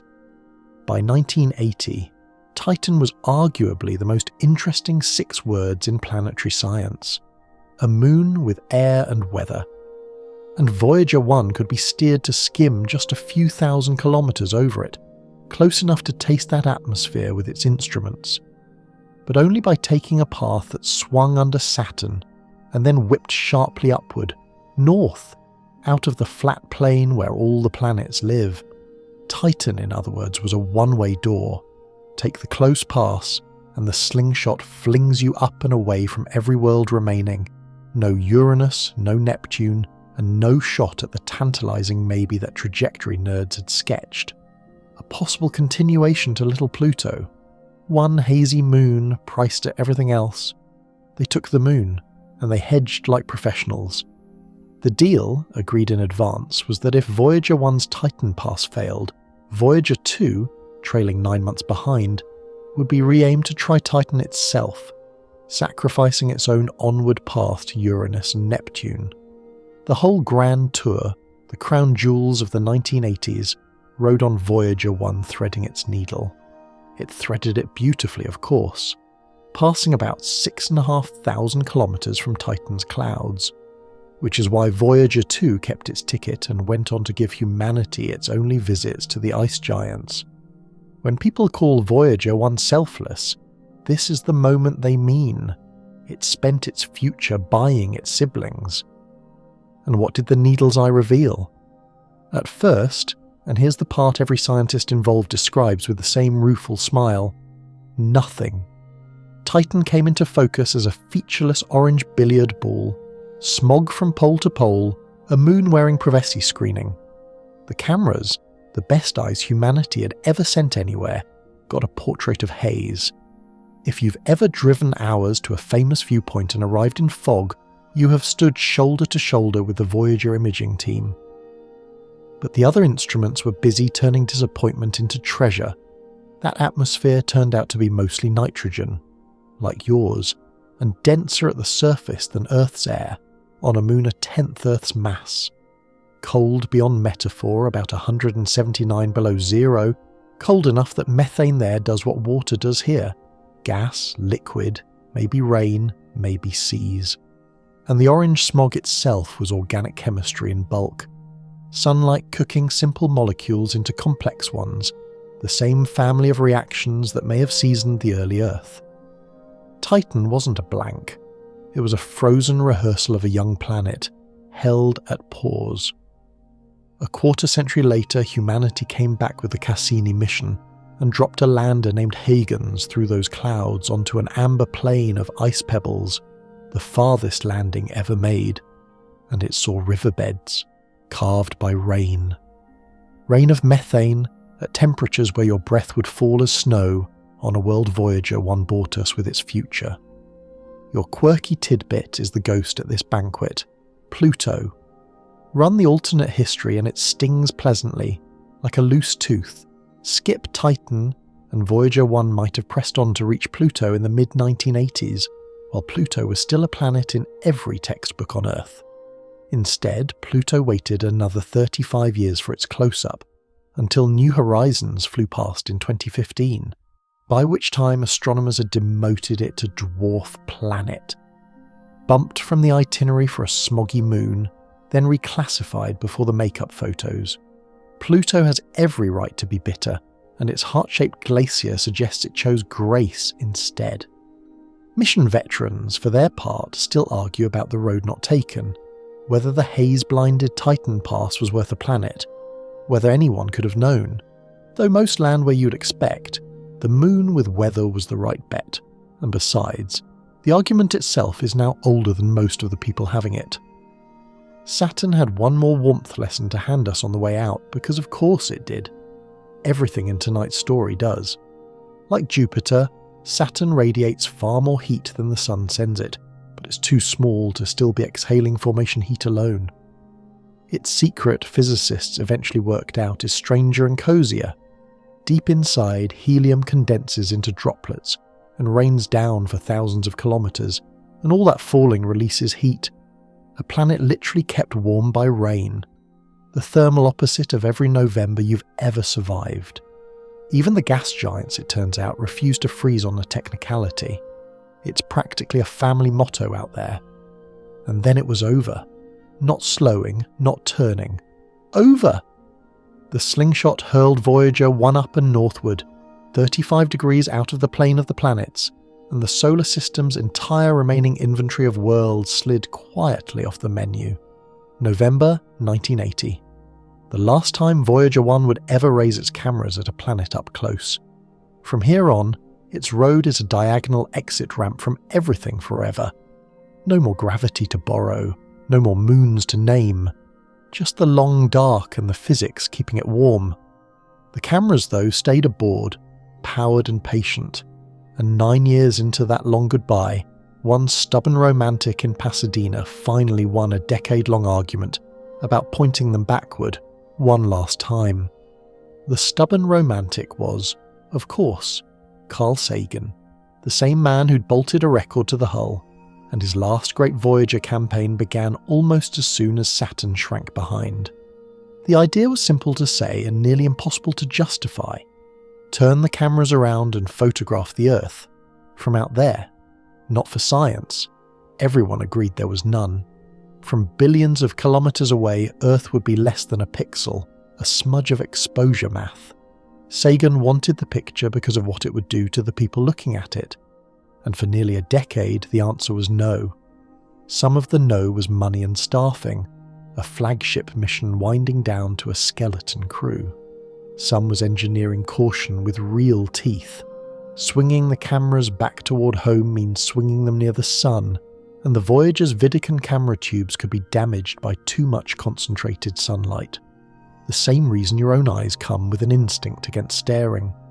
Pointing the spacecraft's gaze anywhere near the porch light risked burning the family album on the last page. The argument ran for years, patient and polite, the way arguments among people who admire each other do. Sagan finally won in 1989, after Voyager 2's Neptune triumph closed the planetary era for good, and the operation itself has become half legend, half checklist. Your anchor fact.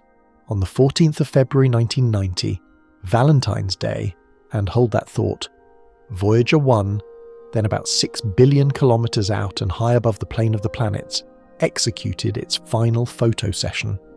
The spacecraft that had not used its cameras in years warmed them dutifully, swung its scan platform through a programmed ballet, and took 60 frames.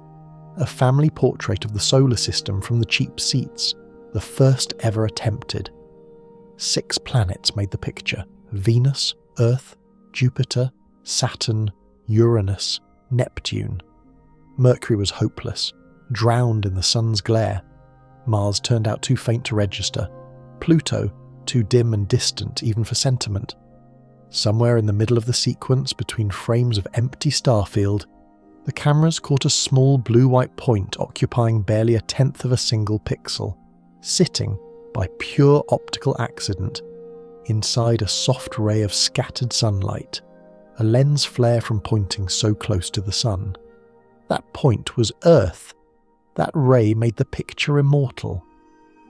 The pale blue dot, everyone you've ever heard of, photographed by accident-adjacent design, suspended in what looks like a beam of light, and is actually a flaw in the glass. Sagan would spend the rest of his life saying, in words gentler and better than mine, that this mote of dust in a sunbeam is the only home we've ever known, and that nothing he knew of made a better argument for being kind to each other and taking care of the place. The quirky tidbit is how unglamorous the Miracle's plumbing was. Those 60 frames didn't beam home in a triumphant burst.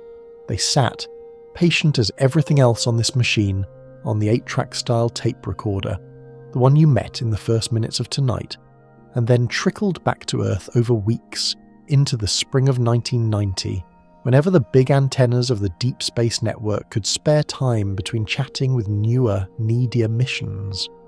The most famous photograph in the history of space exploration commuted home at a crawl, in installments, like a postcard mailed with insufficient postage.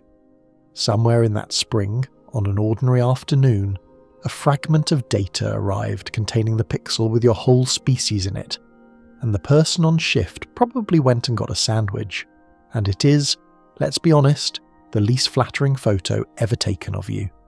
You're in it after all, along with every human alive that Wednesday, out of focus, 1/10 of a pixel, everyone blinking.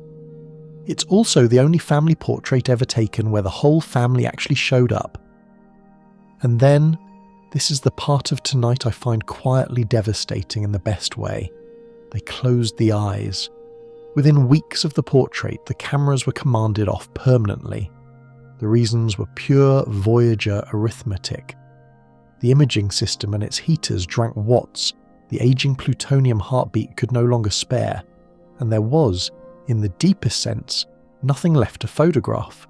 From out there, even the planets are just star points, and the stars themselves never get closer on any human timescale. So the power flowed away from the eyes and toward the ears and the sense of touch. The particle counters, the magnetometer, the radio, the instruments that could still feel the environment Voyager was actually entering. The camera compartments, unheated now, slid gently down toward the ambient deep cold. And here your whole night's education pays off, because you know exactly what that means and what it doesn't. No snap, no shatter, no dramatic frost creeping across a lens in a movie-cold instant. Just a slow, dry, decades-long exhale towards stillness, optics and shutters, settling into a sleep with no moisture to frost them and no cycles to crack them. The eyes of the mission, the ones that found Io's volcano, that unrolled Saturn's grooves, that took the portrait of everyone, were allowed to go cold so the heart could stay warm. Every household in a hard winter makes that same call about the far rooms. You simply don't usually love the far rooms this much. Could they ever be reopened? Engineers still debate it, in the wistful way people debate reopening childhood homes, but the honest consensus is no. The ground equipment that could read the images is gone, the software has left the building, and the optics have been cold-soaked for a generation. The eyes stay closed. The last thing they ever saw was you. There's a symmetry here almost too neat to trust, so hold it loosely like something warm. The machine carrying an hour of Andruin's heart in love took its final photograph of Earth, of home, of us, on Valentine's Day. Nobody at JPL claims that was on purpose. The orbital mechanics simply landed there. The universe, as we established at Saturn, occasionally shows off. So picture Voyager 1 as it is now, tonight, while you sink a little deeper, blind by choice, warm at the core, climbing its long diagonal away from everything, senses of touch and hearing straining forward into the dark. Because ahead of it, invisible, enormous, and stranger than anything the cameras ever saw, lay an actual edge. The sun, it turns out, keeps a bubble around its family, and bubbles Even ones the size of a solar system have skins. Voyager 1 was about to touch it. To feel what Voyager was approaching, come back inside for a moment and stand at your kitchen sink. Turn the tap on and let the stream hit the flat of the basin. See how the water rushes outward in a thin, fast sheet. Then, at a certain ring, abruptly piles up, slows, and thickens before sloshing off the edge.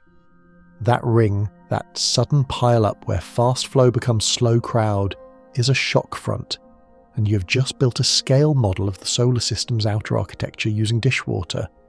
The sun runs the tap.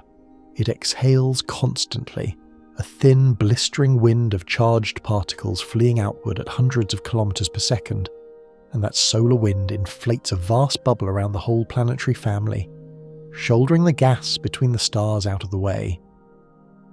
The bubble is called the heliosphere, and everything you have ever loved has happened deep inside it. Out at its far suburbs, the wind finally thins and falters against the pressure of interstellar space. First the pile-up ring, the termination shock, then a thick, sluggish outer layer like the slow water near your basin's rim, and finally the true skin of the bubble, the heliopause, where the sun's breath stops and the galaxy's begins. There is no sign, no colour change, no wall, just one invisible pressure yielding to another, somewhere unthinkably far from any porch light.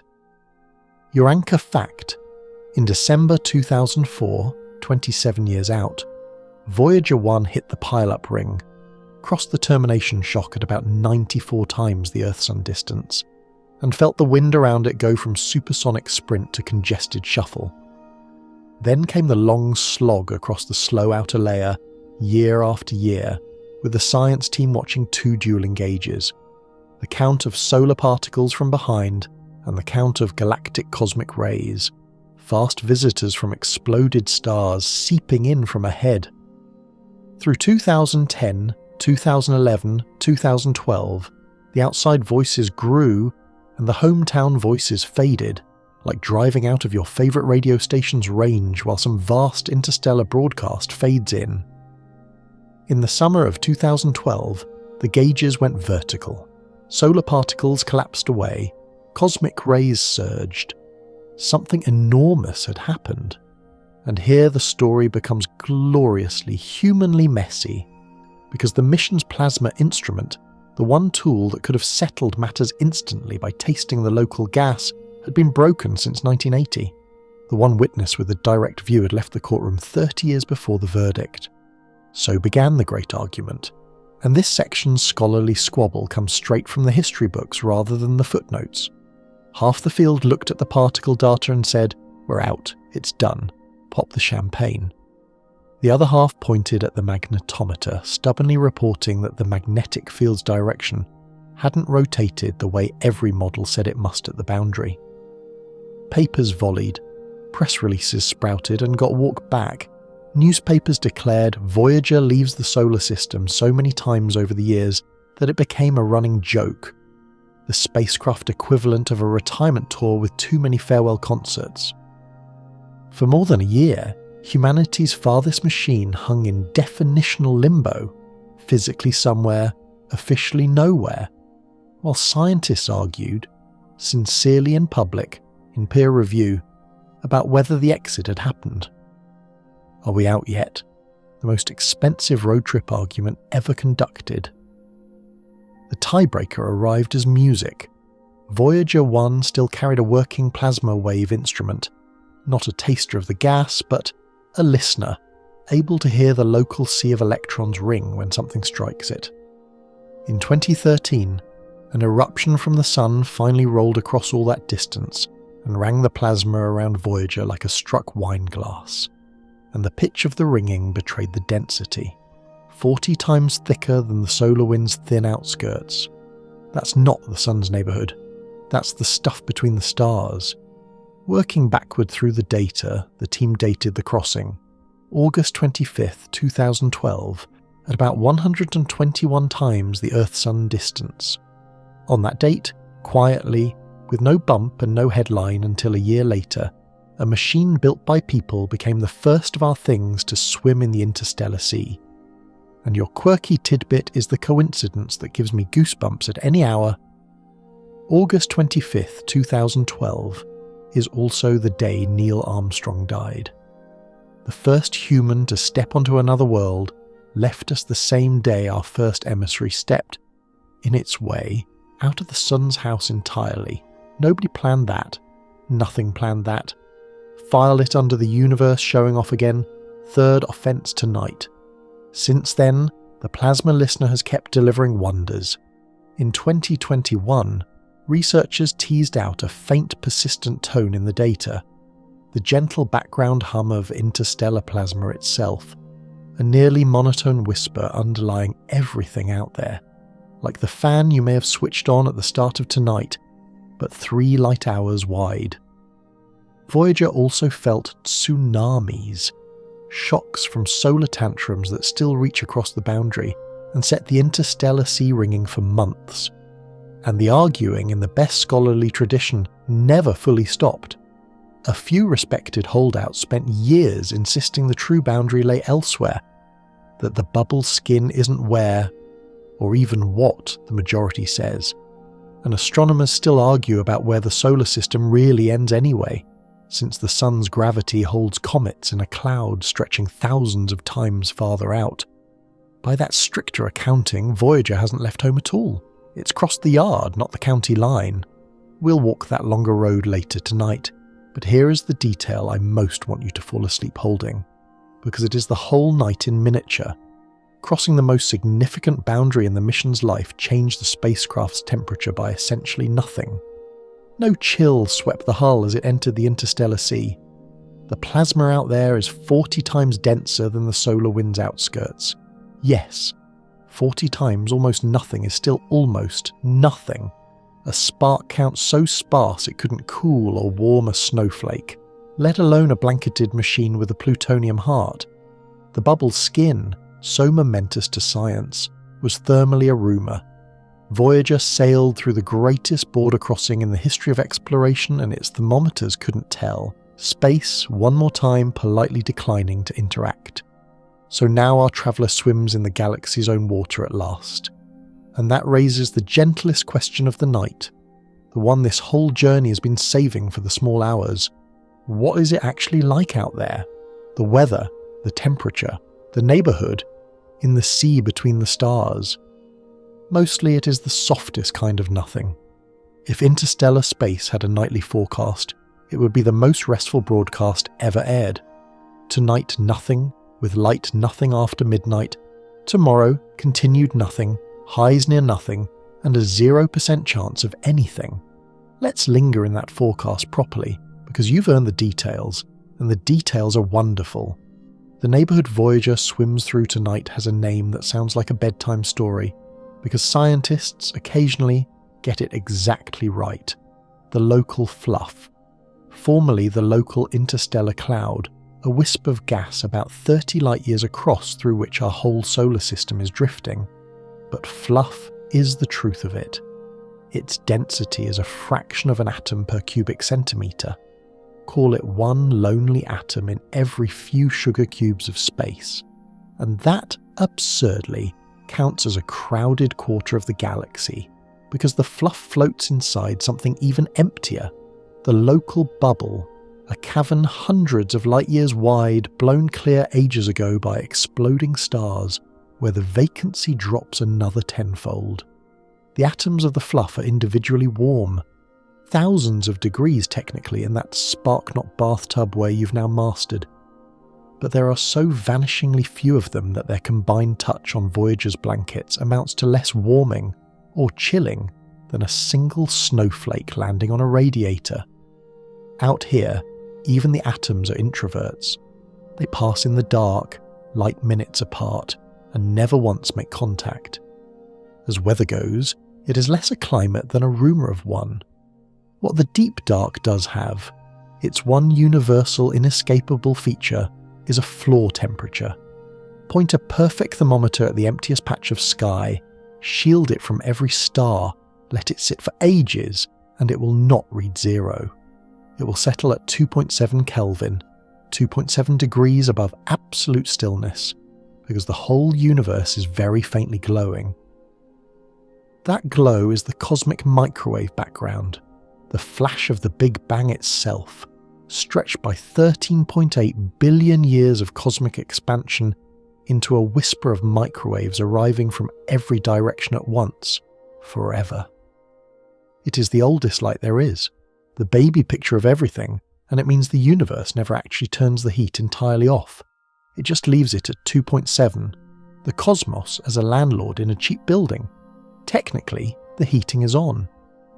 Your mainstream fact is how we found that glow, and it comes packaged, rare luxury, with the quirkiest tidbit in all of physics. In 1964, two radio astronomers at Bell Labs in New Jersey, Arno Penzias and Robert Wilson, were commissioning a big horn-shaped antenna and couldn't get rid of a faint, stubborn hiss. It came from everywhere in the sky, day and night, every season. They checked the wiring, they checked for interference from New York City, and then, this is real, beloved textbook history, they blamed the pigeons. A pair of pigeons was roosting inside the horn, coating it with what their official account delicately called a white dielectric material. The birds were relocated, the men climbed in and scrubbed pigeon droppings out of a precision instrument with their own hands. The hiss remained. Because the hiss was the Big Bang. 40 miles away, a Princeton team was building an antenna to hunt for exactly this signal, and got scooped by two guys doing janitorial work. Penzias and Wilson won the Nobel Prize in 1978 for the most important accidental discovery of the century, and somewhere in the record it stands forever. Humanity's first evidence for the origin of the universe was nearly attributed to pigeons. Sleep well knowing sciences like this.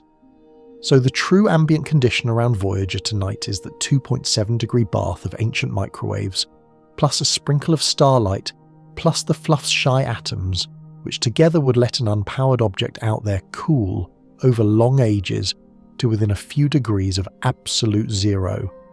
A few other things do fall from this sky, in fairness to the forecast. Galactic cosmic rays drizzle through constantly. Atomic shrapnel from ancient supernovae, the very rain Voyager was sent to measure, ticking through its counters like slow static. They age electronics gently, but carry no warmth worth the name. And there is dust, interstellar dust, grains far finer than smoke, so sparse that Voyager's hull might go ages between meaningful touches. That's the entire inventory. No wind that could stir a candle flame, no sound, ever, of any kind. No frost, because there is nothing to freeze out of nothing. The busiest thing in Voyager's sky is the memory of an explosion from before the stars, and yet the neighbourhood isn't settled science. The professionals, bless them, are still squabbling over the map. Astronomers still argue about the local fluff's true shape and edges, whether the sun is cruising through its middle or already nosing out one side into the next wisp over.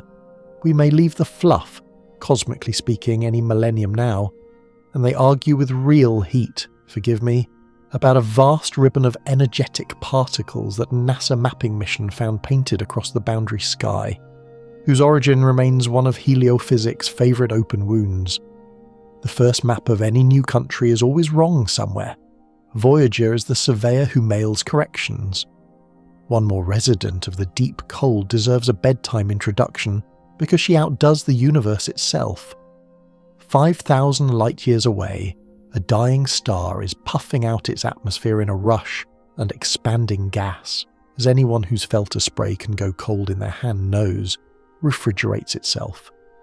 The result, the Boomerang Nebula, has chilled to about 1 Kelvin, colder than the cosmic background, colder than empty space, the coldest natural place ever found. The universe left its heating on at 2.7, and one overachieving nebula still found a way to shiver below the thermostat. There's one in every building. Now pull the whole picture together softly, because it's the answer to a question you asked hours ago. This is what Voyager has instead of weather. A floor of 2.7 degrees it will never quite touch, a drizzle of harmless shrapnel, one shy atom per sugar cube, and silence of a purity no bedroom on Earth will ever achieve. Nothing out here can freeze the spacecraft, because freezing is something cold stuff does to you, and there is no stuff. There is only the slow glow of its own warmth leaking away. The pinhole in the bag, the only enemy that ever mattered. Which returns us at last to the arithmetic we've been politely postponing all night. The heartbeat slowing, 4 watts a year, every year, forever. And somebody in Pasadena has to decide again and again what gets to stay warm. Somebody in Pasadena has in fact been making that decision for longer than most careers last, and the arithmetic on their whiteboard is the simplest, cruelest math in the space program. Start with what the 3 generators gave at launch. About 470 watts of electricity. Subtract forever about 4 watts a year.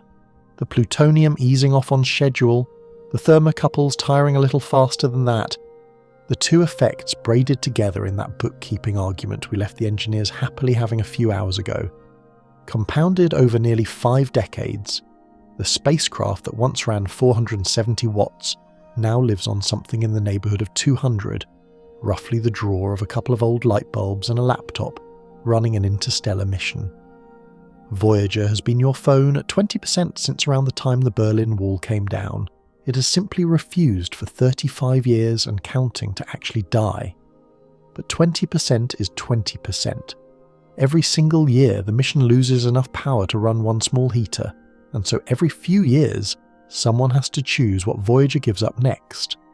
The choosing has a rhythm you'll recognise from every hard winter in every old house. First you close the rooms you're not using. That was the scan platform after the last photograph. Cameras off, their heaters following, the eyes of the mission allowed to cool into their long sleep. Then you unplug the lovely but optional, that was 2012, the ultraviolet spectrometer's heater, the sacrifice that revealed, to everyone's bafflement, the instrument could shrug and work on at 79 below. You were there for that one. Then, one by one, it's the things that hurt. Working instruments, healthy instruments, instruments returning data from a place no machine has ever been. Switched off not because they failed, but because the house can no longer heat their room. In recent years, the mission has entered exactly that season. The plasma instrument on Voyager 2, retired. The cosmic ray telescope on Voyager 1, one of the very instruments that called the heliopause crossing, powered down. The low-energy particle experiment next in the queue, its twin on the sibling craft close behind. Each shutdown buys the mission another year or 2 of life for the core. Each one is also, somewhere on Earth, a person watching 4 decades of their working life go dark from a distance no goodbye can cross. The meetings where these calls get made are by every account polite, rigorous, and quietly heartbreaking. Scientists still argue, sometimes for years, over the exact order of sacrifice, which instrument's data is most irreplaceable, whose room gets closed next. Nobody has ever pretended there's a painless answer. The house is warm at the centre because the family keeps agreeing, over and over, about which doors to shut. And yet this same era has produced some of the mission's most gorgeous stubbornness, because the engineers keep finding coins in the couch.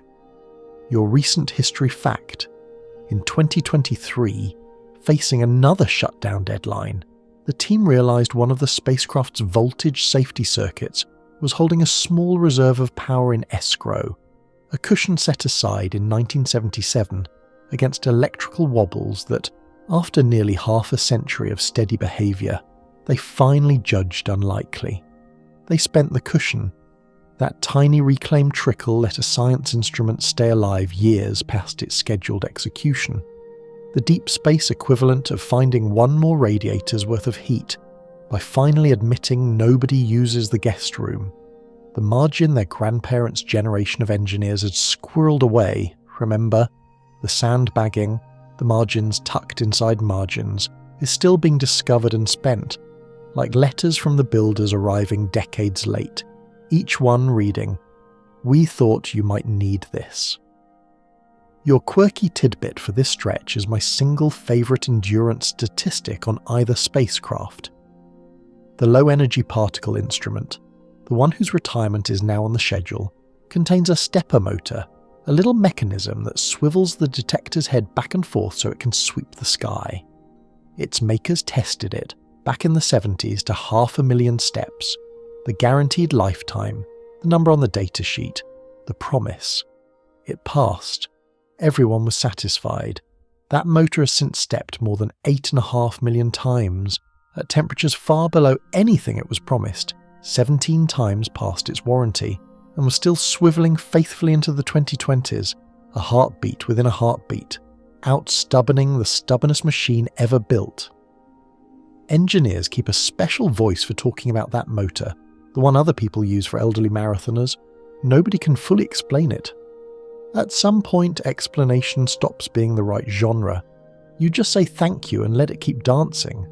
It is, pound for pound, the hardest working component in the history of exploration, and it has never once been oiled. Hold the broader record up to the light too, because it's earned. These are the longest flying spacecraft humanity has ever operated. The Voyagers passed every predecessor years ago, and now compete only with each other, and the whole programme's stated dream has narrowed to one round number: keep at least one instrument alive on each craft to the 50th anniversary, 2027, Gold Watch territory for machines promised 4 years. Past that, engineers speak in maybes, maybe some science into the late 2020s, maybe an engineering-only whisper, just the radio, just the heartbeat monitor, into the 2030s, watts permitting. The watts, as you know by now, permit less every year. There's a version of this chapter of the story that's simply sad, and I'd understand if your drowsy brain reached for it. But listen to the shape of the thing. A machine sent on a 4-year errand is being managed watt by watt, sacrifice by sacrifice, into its second half-century by 3 generations of people who refuse to stop negotiating with arithmetic. That's not a decline. That's the longest, gentlest, most successful argument with entropy our species has ever conducted. Entropy wins in the end. Entropy always wins. But it has never been made to work this hard for 200 watts. Of course, arithmetic is the predictable enemy. The last stretch of any long life also brings the other kind. The 2 a.m. phone calls, the sudden silences, the gibberish where a voice should be. Voyager has had those too, more of them lately. Each one a small heart attack 15 billion miles from the nearest defibrillator. And the story of how a team of humans fixes a broken 1977 computer they cannot see, cannot touch, and cannot answer sooner than 2 days round trip. That's not a sad story at all. That one's a heist. Begin with the job description, because no thriller ever opened with a better one. You're an engineer on the Voyager flight team present day. Your patient is a computer system with 69 kilobytes of total memory. Less than a single photo on your phone. Less than this paragraph properly formatted. Running code written in 1970s assembly language by people who have largely retired, moved away, or died. There is no screen you can look at, no port you can plug into, no way to ever touch the machine again. Your only connection is a radio whisper that takes almost a full day to arrive and almost a full day to answer, arriving so faint that the giant 70-metre dishes of the Deep Space Network, the ones in California, Spain and Australia that take turns listening as the Earth rotates, are catching a signal billions of times weaker than a watch battery, the technological equivalent of hearing a moth land in another country. Every command you send is a 45-hour round trip. Have you tried turning it off and on again? Is a 2-day experiment that might kill the patient. The manual is a wall of paper documents and microfilm in storage boxes, and sometimes the manual is a person, a retired engineer in his 80s who answers the phone and says, "Oh, that circuit? Yes, I remember that circuit." The team calls what they do software archaeology, only partly as a joke. This is the tech support desk for the farthest object humanity owns, and in November 2023 its worst ticket ever came in. That month, your mainstream fact and recent history at that, Voyager 1 stopped making sense. The carrier signal still arrived, strong as ever. The spacecraft was clearly alive, clearly powered, clearly pointing its dish home. But the data inside the signal had collapsed into gibberish. An endlessly repeating binary pattern, the same meaningless stutter over and over, which one project manager described as a kind of dial tone. Imagine calling someone you love and hearing forever one held note. For months, the team worked the problem across that brutal 2-day round trip. Send a query Monday, learn Wednesday what happened, send the next query, learn the weekend after. The trouble was somewhere in the flight data system, the computer that packages science and engineering data for transmission. But where? In memory, nobody could directly read anymore. The breakthrough came in March 2024 with a command the team fondly called the poke, an instruction nudging the sick computer into a different mode that tricked it into transmitting a readout of its own memory. The whole tangled attic, one long inventory. In that readout, by comparing against pre-glitch records, they found it. A single failed chip. One small module holding about 3% of the system's memory, gone dark. Decades of radiation drizzle, or simple old age. At 46 years on duty, either is honourable. The code and data living on that chip were homeless, and the whole system had tripped over the gap. Now savour the fix, because it's the heist part. The lost code couldn't simply move to a spare chip. There wasn't one, and no single surviving corner of that 69 kilobyte attic had room. So the team took the homeless program apart on the ground, sliced it into fragments, and tucked the fragments into leftover nooks all over the remaining memory. A few words here, a stretch there, then hand-stitched the connections so every fragment knew where its next piece lived. Forwarding addresses written across the whole attic. Interstellar Tetris, played by committee on hardware older than most of the committee, with a 2-day lag on every move and one big rule. A wrong move could end a 46-year conversation forever. They uplinked the patch in April 2024. And on April 20th, after 5 months of dial tone, telemetry bloomed back into meaning on the screens in Pasadena. Clean, healthy engineering data. The spacecraft essentially saying, as one does after a long fever, "What happened? Did I miss anything?" There is video of the flight team in that moment, cheering and hugging, and I recommend it to anyone who has stopped believing meetings can end well. By June, the science instruments were talking again too. Total distance debugged across, over 15 billion miles. Ticket status, resolved. And that was only the newest save in a career full of them. Here's your quirky tidbit, my favourite of the greatest hits. Voyager 1 steers, you'll remember, with tiny thruster puffs, and over decades the little tubes that feed those thrusters have been slowly silting up with residue from the aging fuel system, narrowing like arteries, a spacecraft with a cholesterol problem. The primary attitude thrusters were wearing out. So in 2017, engineers wondered, what about the other set? The trajectory correction thrusters, used for big course tweaks during the planet years, and not fired since the Saturn goodbye in November 1980. 37 years cold.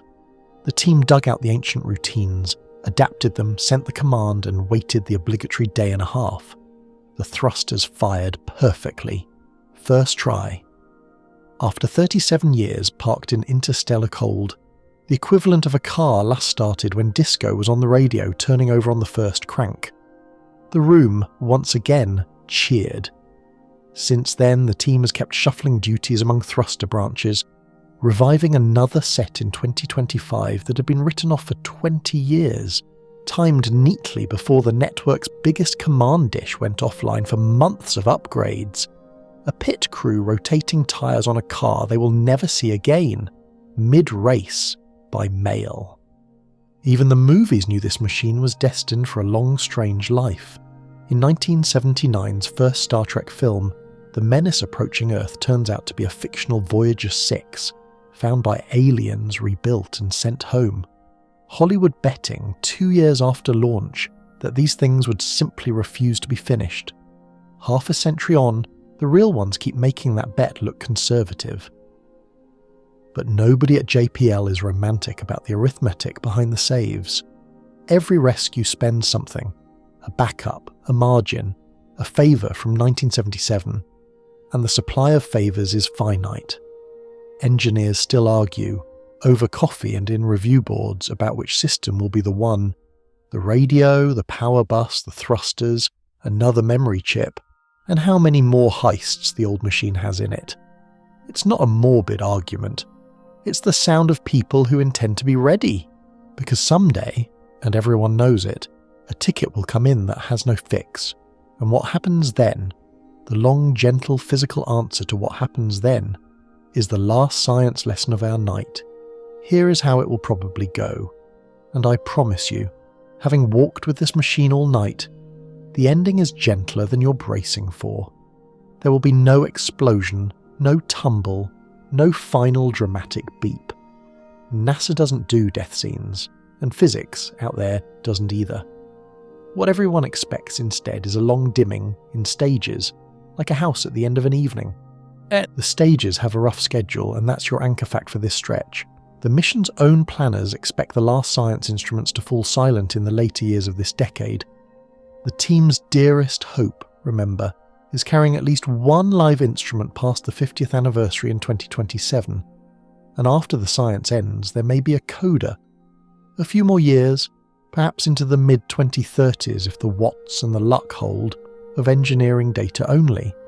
No more measurements of the interstellar sea. Just the spacecraft talking quietly about itself.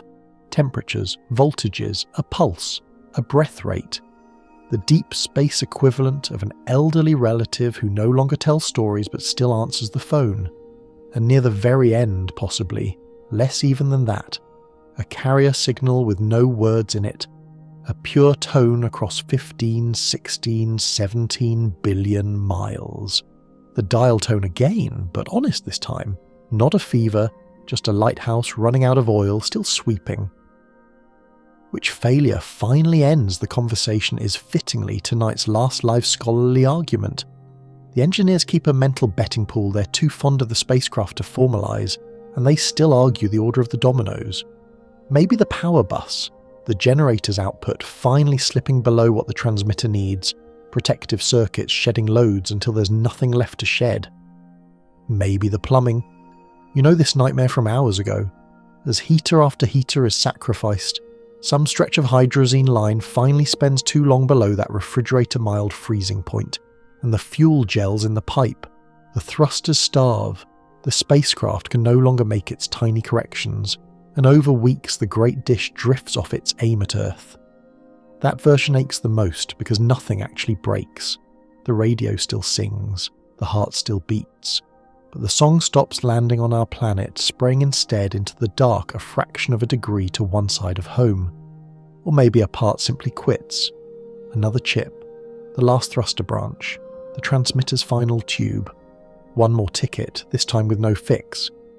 However the dominoes fall, one ordinary day in the 2030s, give or take, a shift at a big dish in California or Spain or Australia will wait through a scheduled pass, and nothing will arrive, and they will check the equipment twice and schedule another listen, and eventually someone will have to write the sentence every project document has postponed for 60 years. The longest phone call in human history, placed in 1977, never once hung up, will simply have no one at the other end of it. The most polite Irish goodbye ever performed, 17 billion miles long. But your night with the physics has brought you the truer picture of what happens next, so let's spend it. Because here is the thing almost nobody realises about that final silence. The warmth doesn't stop. The transmitter needs a threshold of electricity to speak. The plutonium respects no thresholds. The moment Voyager goes quiet, its 3 generators will still be pouring out thousands of watts of heat. The mind gone dark, the hearth still lit, and they will keep at it with that same stubborn 88-year half-life, fading by half only as each human lifetime passes. This is your quirky tidbit to carry to the very last page of tonight.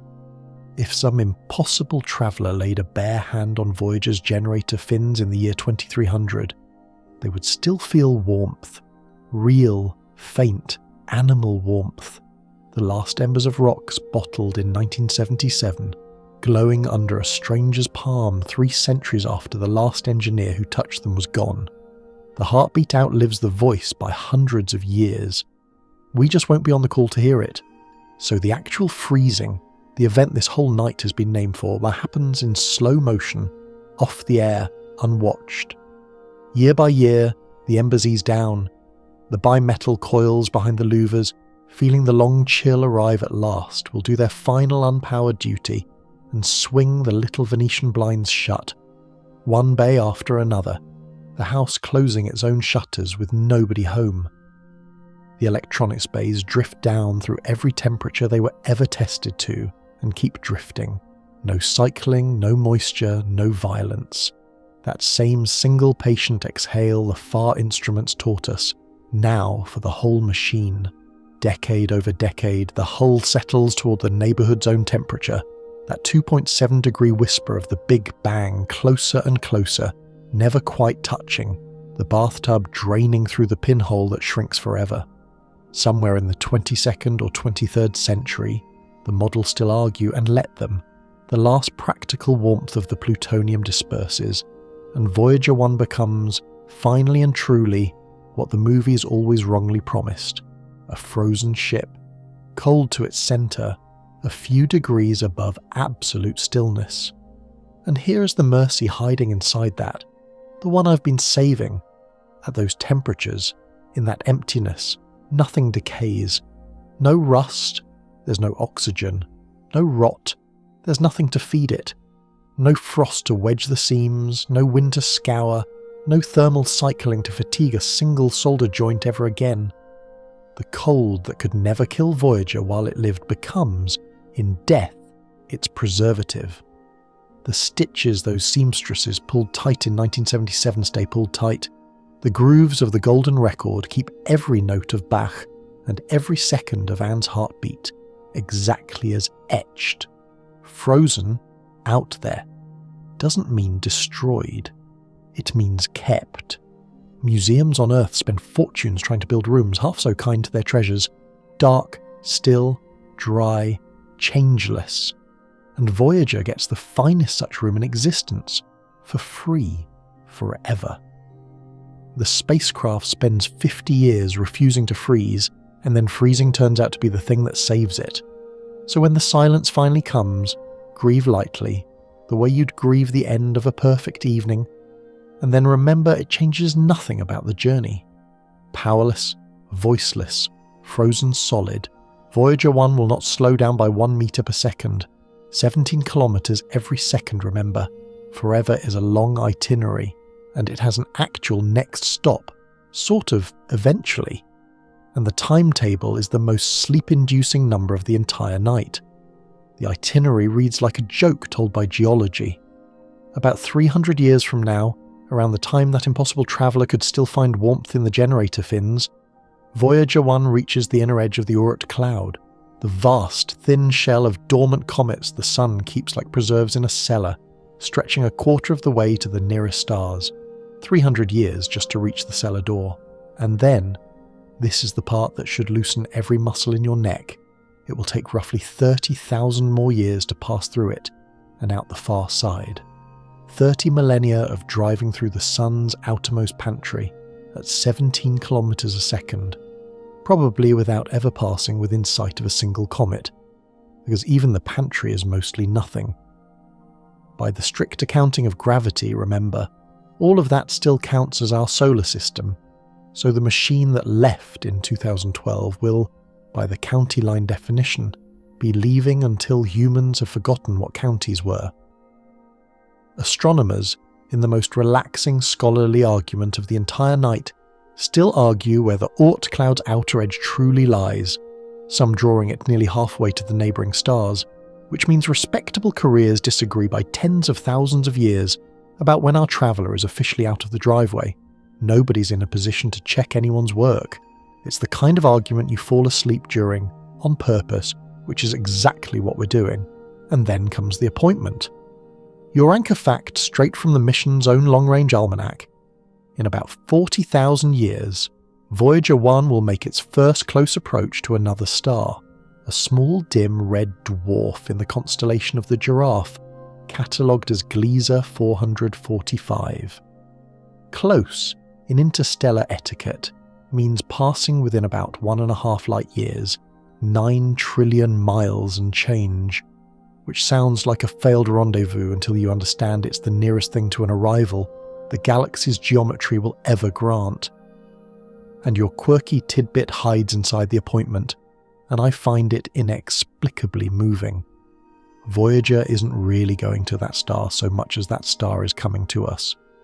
Gliese 445 is falling sunward through the galaxy. Fast. By the time Voyager drifts past, the little red star will stand closer to our sun than Alpha Centauri does tonight.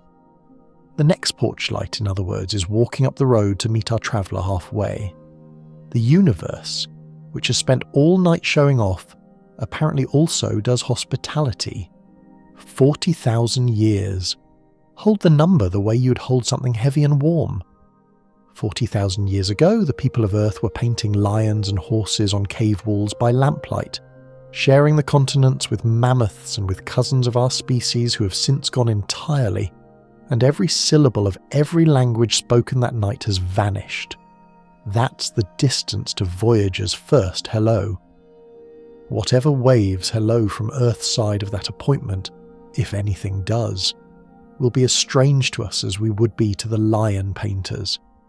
Our era and theirs, all folded into the same single leg of one small machine's commute, the way an entire childhood folds into one bend of a long road home, and the spacecraft will sleep straight through the milestone, frozen, silent, preserved. The appointment kept by physics on behalf of everyone who ever missed it. Meanwhile, the machine itself will barely age, and this is where the deep time turns tender. You already know the vacuum's mercies. No rust, no rot, no frost, no cycling, but stretch them across eons now. The only wear left in the universe's quietest museum room is the occasional touch of interstellar dust. Grains finer than smoke arriving one at a time across centuries, each nibbling an atom-scale pit into the blankets and the gold. Added up patiently, the sandblasting is so slow that the Golden Records engineers estimate its grooves should remain playable for well over 1 billion years. Let the comparison settle. In 1 billion years, Earth's continents will have rearranged themselves beyond recognition. Every mountain range you have ever seen photographs of will have been ground down and replaced by successors not yet born. The Himalayas are, on that clock, a passing weather system. The most permanent human utterance is not carved in any stone on this planet. It is bark and birdsong and a heartbeat in love, riding a frozen hubcap through the dark, outlasting the very mountains.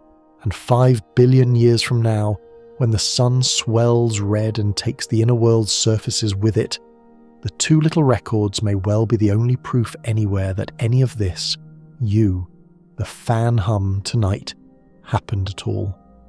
The message outlives the sender. It was designed to. That was always the quiet promise under the gold. Will anyone ever find it? Here the professionals go bimodal in the most human way. The sober answer is a shrug of very large numbers. Space is so empty that Voyager could drift for the age of the universe without passing near enough to anything warm to be noticed. It broadcasts nothing. It is a cold, car-sized speck in a galaxy of 400 billion porchlights. The unsober answer, argued at conference bars for 50 years and counting, is that the likeliest finders were always going to be us, some far future generation with faster ships and museum budgets, running down their own history like collectors, catching the old machine mid-ocean and bringing it home under glass. Scholars still argue, with total sincerity, over whether that would be a rescue or a betrayal, whether Voyager belongs in a climate-controlled gallery or out in the deep it was promised to. You can take a side tomorrow. Tonight both futures end the same way. The record kept, the story told, the traveller honoured either in our hands or beyond them. RSVP as ever, nobody and everybody. And on it goes regardless, around the Great Wheel, orbiting the centre of the Milky Way once every couple 100 million years, a new lap of the galaxy for every era of life on Earth. Dinosaurs to now, one lap. It has trillions of laps of fuel, because coasting is free forever. So that's the whole itinerary. Love, the cellar door in 3 centuries, the pantry for 30 millennia, a red porch light in 40,000 years, and then laps of the galaxy until the stars themselves retire. Which leaves us just one thing to do before sleep. Come back, one last time, to the question that started this whole night, and finally answer it properly. Why hasn't Voyager 1 frozen? You already know. You've known for hours. Come say it with me slowly. Voyager 1 hasn't frozen because space, bless it, was never cold to begin with. You learn that before midnight. Cold is a property of stuff, and out there is no stuff. No mob of winter molecules to pickpocket the warmth. No wind to carry it off. Just that infinite, silent, empty parking lot, politely declining to interact.